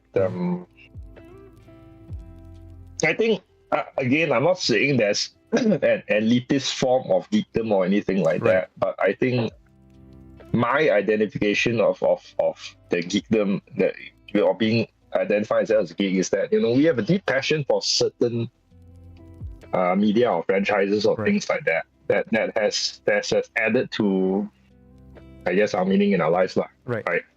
So this is also something that Ray, my wife, mentioned one day is that, you know, she was hanging out with friends from EP one day, and then one of the friends goes like, you know, I envy you all because you all seem to have some really deep passion for certain fandoms that I don't feel, and I don't know how to feel, right? So how do I become a fan or a geek or something like that? And then I think the answer to that is probably, finding or something that gives you the added meaning in your life that you can become passionate about. Yeah. Right. And that's why it comes back to what we said earlier. It's like people are really influenced by KOLs. Then they're just like consuming the byline of the date of what's being fed to them, and do they form deeper attachments to certain things that I mean, whether they become a fan or hobby or geek or something, it's like that, right? I know I didn't know there are people who are looking for something, right? Yeah. I mean, look, I'm going to. We're going into 12 o'clock right now. It's getting really late, and your cough is probably going to kill you soon. So we are probably going. We've reached this sort of philosophical endpoint for the segment. I'd love to continue going on with you, Richard, but like waxing lyrical about philosophy and what geek culture means to each of us will probably is an endless endeavor. But I think we can both agree that for those who are engaging with geek culture simply because you think it's the cool thing to be into and all that kind of stuff, never let us, or anyone else for that matter, take that value away from you. I think that's important to put out there. Like, don't take whatever we say as something that dissuades you from engaging in what you think looks interesting or sounds interesting, but do recognize that for some of us who find more meaning in the content that we consume, is because some of these things that, like this content that we've consumed, resonates in a way that you might not be able to see, or you might not be in a position to appreciate. I think it's the right way of putting it. Different perspective. Exactly. But at the same time, it's okay to try and sample a lot of different things. Exactly. Until you find your passion. Correct. Right. So enjoy it at the level that you want to enjoy it is at least where I'm coming from. But also appreciate when people feel strongly about certain things. Understand that, hey, there's a connection there that you're just probably not in a position to appreciate, right? There are a lot of stories of this, both good and bad, from my personal experience on this matter as well. And once again, I would love to continue on about this, but it is getting 12-ish, and I really don't want to hold Richard anymore. Yeah, that's fine. I think, if there's anything we didn't cover, it's probably more of the nitty-gritty to event agency work, mascot, things like that. Yeah, So if you feel there's value there, we can always schedule some other session, just to make more about the business side. And if I were to put the hands up, hey, who want to take over this business opportunity, just come and see me and PM me about it, okay? Because really, I do plan to transition and retirement next year. Right. Yep. So for anyone who's interested, quick plug. If you're watching this and Outpost is still online, you can reach Richard at Outpost. I think I have his Facebook link down underneath. I think I've included. I think I've tagged the YouTube page, but I think the YouTube page, like, you guys don't update it anymore. I think I might have. I don't know whether I included the homepage as well inside the description below. But if anyone wants to contact Richard, I think the Facebook's the way to go. Reach out to him and message him on Outpost Productions on Facebook on Facebook. Yeah. Use the Facebook page. Don't use Instagram either. That thing's like not really paid much attention to. All right. Okay. Yep. Well, with that, I think we're going to come to a close for tonight. Thank you very much, Richard, for your time and sharing as much as you have. I've learned quite a bit. It's funny what sparks conversations like this, and it's really funny how some of us are brought together. You belong to a piece of geekdom that I personally feel is underrepresented in Malaysia. I would love to see more Trekkies. I would love to see more Jedi, if that's a thing. I feel like that term is getting very blurry nowadays. But yeah, I would love to see more Trekkies in KL. But hey, what have you, right? So yeah, but till the next appearance, I guess. I'll see you soon, Richard. I hope we'll get the chance to chat again soon. Yeah. So for now, okay. yeah, for everyone else who's been with us throughout this entire show, thank you for sticking around with us for as long as you have. I hope you have a wonderful weekend ahead. It has been 3 hours and 17 minutes going on right now. I thank you very much for your time and patience. If you're watching after this, I hope you I hope you had some fun and learned some things along the way.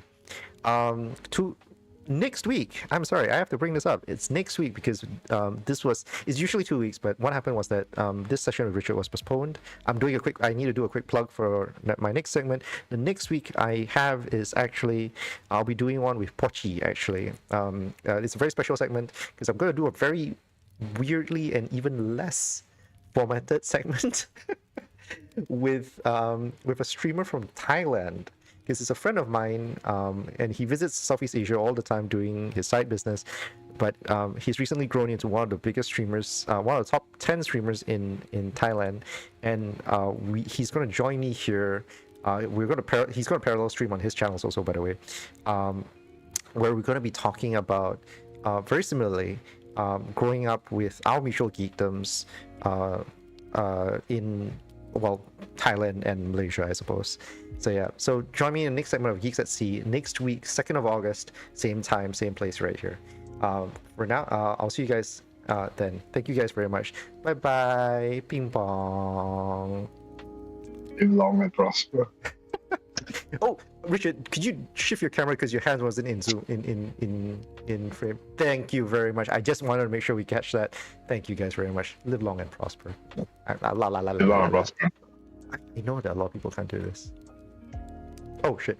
Wrong exit. Wrong exit. Where's my exit? Where's my exit? Okay, there we go.